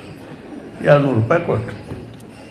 ಕೊಟ್ಟು ಕೂಡಲೇ ಏನು ದುಡ್ಡಿಲ್ಲೇ ಕೈಯಾಗ ಅಂದ ಕೂಡಲೇ ಟಿಕೆಟ್ ತೆಗಿಸ್ಕೊಟ್ಟಿದ್ರು. ಅಲ್ಲೇನಾದ್ರು ಕರ್ಮ ಮಾಡಿದ್ರು ಇದನ್ನು ಮಾಡಿದ್ರು ದುಡ್ಡು ಬೇಕಾಗ್ತದೆ. ಆಮೇಲೆ ಅವ್ರಿಗೇನು ಅನ್ನಿಸ್ತೀವು, ಹೆಂಡತಿದೊಂದು ಇದು ಅವ 2 ಬಳಿ ಅವ ಅಥವಾ ಏನೋ ಒಂದು ಆಭರಣದ ಅದನ್ನು ಮಾಡ್ಕೊಂಡು ಬಂದು ಗಣಪತರಾವ್ ಅದು ಆಕಿ ನಿಮ್ಮ ಮನೆ ನಿನ್ನ ಹೆಂಡತಿ ಮೈ ಮೇಲೆ ಆಭರಣ ಹಾಗೆಲ್ಲ ಹಾಕ್ಕೊಂಡು ಹೋಗ್ಬಾರ್ದು ಯಾತ್ರದಾಗ, ಯಾರು ಕದ್ಗೆ ತರುತ್ತಾ ಇಲ್ಲ ನನ್ನ ಕಡೆಗೆ. ಅದು ಹೋತು. ಮತ್ತು ಅವ್ರ ತಲೆಗೆ ಏನು ಬಂತು, ಅಲ್ಲೇ ಯಾರನ್ನಾರ ಸಾಲ ಪಾಲ ಕೇಳಿದ್ರಾತು ಅಂದ್ಕೂಡಲೇ ಮಹಾರಾಜರು ಹೇಳಿದ್ರು, ಒಂದು ಕಾಗದ ತೊಗೊಂಬಂದೆ ಅಂದರು. ಅದು ಬರೆದು ಕೊಟ್ಟರು, ಇವರಿಗೆ ಯಾರೂ ಸಾಲ ಕೊಡಬಾರದು.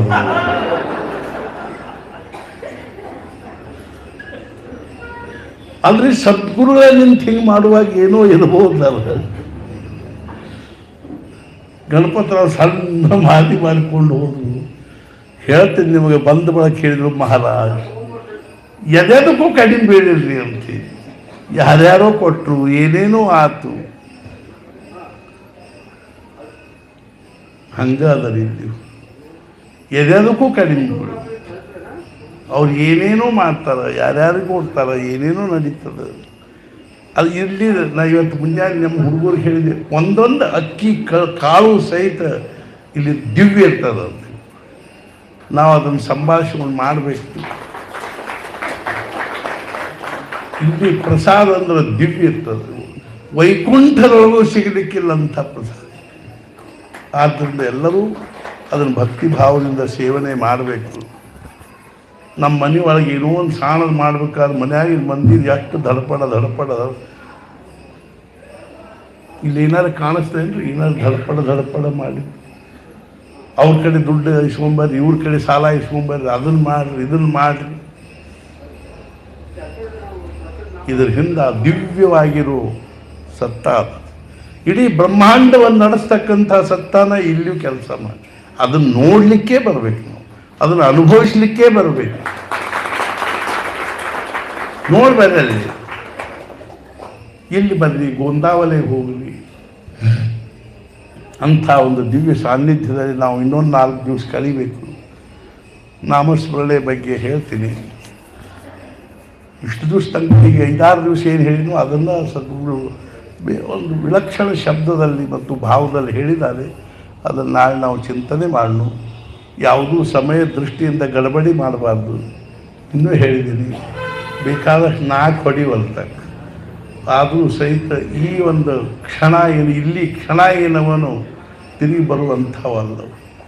ಆದ್ದರಿಂದ ನಾವು ನೀವು ಎಲ್ಲರೂ ಇದೇ ರೀತಿಯಾಗಿ ಇನ್ನು ಮುಂದಿನ ಉತ್ಸವದ ದಿನಗಳಲ್ಲಿ, ಅರ್ಥಾತ್ 4-5 ದಿವಸ ಪುಣ್ಯತಿಥಿ, ಏಕಾದಶಿ, ದ್ವಾದಶಿವರೆಗೆ ಇರ್ತಕ್ಕಂಥ ಈ ಕಾರ್ಯಕ್ರಮಗಳಲ್ಲಿ ಭಾಗವಹಿಸಿ ನಾವೆಲ್ಲರೂ ಮುಖ್ಯವಾಗಿ ಶಾಂತವಾಗಿ ಸಮಾಧಾನದಿಂದ ನಾವು ಏನು ಮಾಡಬೇಕು ಅಂದ್ರೆ ಪ್ರಸಾದ ತಗೋಬೇಕು. ಪ್ರತಿಯೊಂದರೊಳಗೂ ಶಾಂತಿ ಸಮಾಧಾನ. ನಿನ್ನ ರಾತ್ರಿ ಎಷ್ಟು ಚಂದ ಆಯ್ತು ಭಜನೆ, ಎಷ್ಟೊಂದು ಮಂದಿದ್ರು. ಸಾಧಾರಣ 100 ಜನ, 50, 60, 70 ಜನ ಇದ್ದರು. ನಿನ್ನ ದ್ವಾಸಿ ಮಾಡಿತ್ತು, ದ್ವಾಸಿ ತಿಂದರು, ಎಲ್ಲರೂ ಬೆಳೆಸಲು ಎಷ್ಟು ಭಜನೆ ಮಾಡಿದರು ಅಂದರೆ ರಂಗಿಗೇರಿ ಭಜನೆ ಮಾಡಿದರು.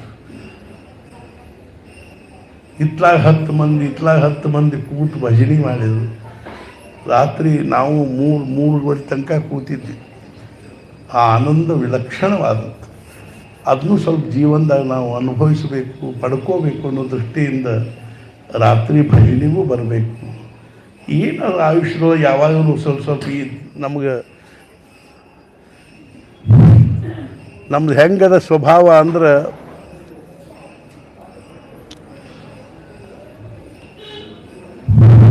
ನಿನ್ನ ರಾತ್ರಿ ನಿದ್ದೆ ಆಗಿದ್ದು ಸ್ವಲ್ಪ ನಿದ್ದೆ ಕಡಿಮೆ ಆಗಿತ್ತು ಅಂತ ಇಡೀ ದಿವಸ ನಿನ್ನ ರಾತ್ರಿ ನಿದ್ದೆ ಆಗಲಿಲ್ಲ, ನಿನ್ನ ರಾತ್ರಿ ನಿದ್ದೆ ಆಗಲಿಲ್ಲ, ನಿನ್ನ ರಾತ್ರಿ ನಿದ್ದೆ ಆಗಲಿಲ್ಲ, ನಿನ್ನ ರಾತ್ರಿ ನಿದ್ದೆ ಆಗಲಿಲ್ಲ. ಎಷ್ಟು ಸಲ ಹೇಳೋದು ಅದನ್ನ ಇನ್ನು ಸಾಮಾನ್ಯ ನಿದ್ದೆ ಮಾಡಿವೇನ್ರಿ ನಾವು? ಹೇಳ್ತೀನಿ ನಿಮಗೆ, ಕೈಯಾಗ ಕೆಲಸ ಇಲ್ಲ ಅಂದ್ರೆ ಹಾಸಿ ಕಂಡು ಕೂಡಲೇ ಅಡ್ಡಾದ್ರೆ ಇಟ್ಕೊಳ್ತಾರೆ. ಮಲ್ಕೊಂಡು ಬ್ಯಾಡ ಅನ್ನೋದಿಲ್ಲ, ಆದರೆ ಸ್ವಲ್ಪ ಇಲ್ಲಿ ಆನಂದದ ಅನುಭವವನ್ನು ಪಡ್ಕೋಬೇಕು ಅಂತಿದ್ರೆ ಆ ಸದ್ಗುರುಗಳ ಜೊತೆಗೆ. ಮತ್ತು ಇನ್ನೂ ಒಂದು ಸೂಕ್ಷ್ಮವಾದ ವಿಚಾರ ಹೇಳ್ತೀನಿ. ಮಹಾರಾಜರು ಗೋಂದಾವಲಿಯಲ್ಲಿ ರಾತ್ರಿ ಏನು ಮಾಡ್ತಿದ್ರು ಅಂದ್ರೆ ಎಲ್ಲರೂ ಮಲ್ಕೊಂಡು ಬಳಕ ಒಂದು ಕಟ್ಟಿಗೆ ತೊಗೋತಿದ್ರು, ತಮ್ಮದೊಂದು ಲಂಗೋಟಿ ಹರಿದು ಅದಕ್ಕೆ ಸುತ್ತಿದ್ದು ಜೊತೆಗೊಬ್ಬರನ್ನ ಕರ್ಕೋತಿದ್ರು. ಜೊತೆಗೊಬ್ಬರನ್ನ ಕರ್ಕೊಂಡು ಅದಕ್ಕೆ ಎಣ್ಣೆ ಎದ್ದು ಹಿಲಾಲ್ ಹಚ್ಕೊಂಡು ಎಲ್ಲ ಕಡೆ ಅಡ್ಡಾಡಿ ಬರ್ತಿದ್ರು. ಹೇಳ್ತಿದ್ರು ಏನು ಅಂದ್ರೆ ಯಾರಿಗೆ ಹಾಸಿಗೆವ ಇಲ್ಲ, ಚಾದರವ ಇಲ್ಲ, ನೋಡ್ಲಿಕ್ಕೆ ಅಡ್ಡಾಡ್ತೀನಿ. ಹಂಗೆ ಇರ್ತಿದ್ದಿಲ್ರಿ ಅದು. ಮಹಾರಾಜರು ಏನಂತಿದ್ರು ಅಂದ್ರೆ ರಾತ್ರಿ ಎಲ್ಲರ ಮನಸ್ಸು ಏನಿರ್ತದೆ ಶಾಂತ ಇರ್ತದೆ, ಸುಪ್ತ ಇರ್ತದೆ.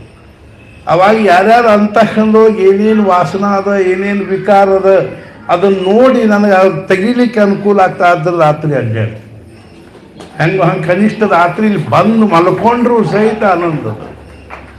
ಅವ್ರು ಸಾವಕಾಶವಾಗಿ ನಮ್ಮದೆಲ್ಲ ಒಳಗಿಂದು ಅವಾಗ ಹೊರಗಿಂದೆಲ್ಲ ಶಾಂತ ಆಗಿತ್ತಂತ ಒಳಗಿಂದ ಕಾಣಿಸ್ತಿರ್ತದ್ರಿ ಅವ್ರು. ಆದ್ದರಿಂದ ಗಾಬರಿ ಹೋಗೋ ಕಾರಣ ಇಲ್ಲ. ಅವ್ರು ಬಂದು ಅಡ್ಡಾಡ್ಲಿಕ್ಕೆ ಕೋಡ್ಯಾಗ ಹೆಂಗೆ ಮಾಡೋಣಪ್ಪ, ಅವ್ರು ಯಾರಿಗೆ ಡಿಸ್ಟರ್ಬ್ ಮಾಡೋದು ಅಲ್ಲಿ ಸೂಕ್ಷ್ಮವಾಗಿ ಅಡ್ಡಾಡಿ ನಮ್ಮದೆಲ್ಲ ತೆಗಿತಾರೆ. ಮತ್ತು ಅವರ ಅನುಗ್ರಹ ನಮಗೆ ಆಗಬೇಕು. ಅಂಥ ಸದ್ಗುರುಗಳಲ್ಲಿ ನಾನು ಕಳಕಳಿಯಿಂದ ಪ್ರಾರ್ಥನೆ ಮಾಡೋದೇನೆಂದ್ರೆ ಅವ್ರು ನಮಗೂ ನಿಮಗೂ ಎಲ್ಲರಿಗೂ ಆಯುಷ್ಯ, ಆರೋಗ್ಯ, ಐಶ್ವರ್ಯವನ್ನು ಅನುಗ್ರಹಿಸಲಿ. ಮತ್ತು ಮುಖ್ಯವಾಗಿ ನಮಗೆಲ್ಲರಿಗೂ ಭಗವಂತನಲ್ಲಿ ಭಕ್ತಿ, ನಾಮದಲ್ಲಿ ಪ್ರೇಮ ಹಾಗೂ ಸದ್ಗುರುವನ್ಯವಾಗಿರ್ತಕ್ಕಂಥ ನಿಷ್ಠೆಯನ್ನು ಕೊಡಲಿ ಅಂತ ತಿಳ್ಕೊಂಡು ಹೇಳಿ, ಸದ್ಗುರುನಾಥ ಮಹಾರಾಜ್ ಕಿ ಜೈ. ಜೈ ಜೈ ರಘುವೀರ ಸಮರ್ಥ. ಇನ್ನೊಂದು 12 ನಿಮಿಷ ಹೇಳಿದ ರೌಂಡ್ ಫಿಗರ್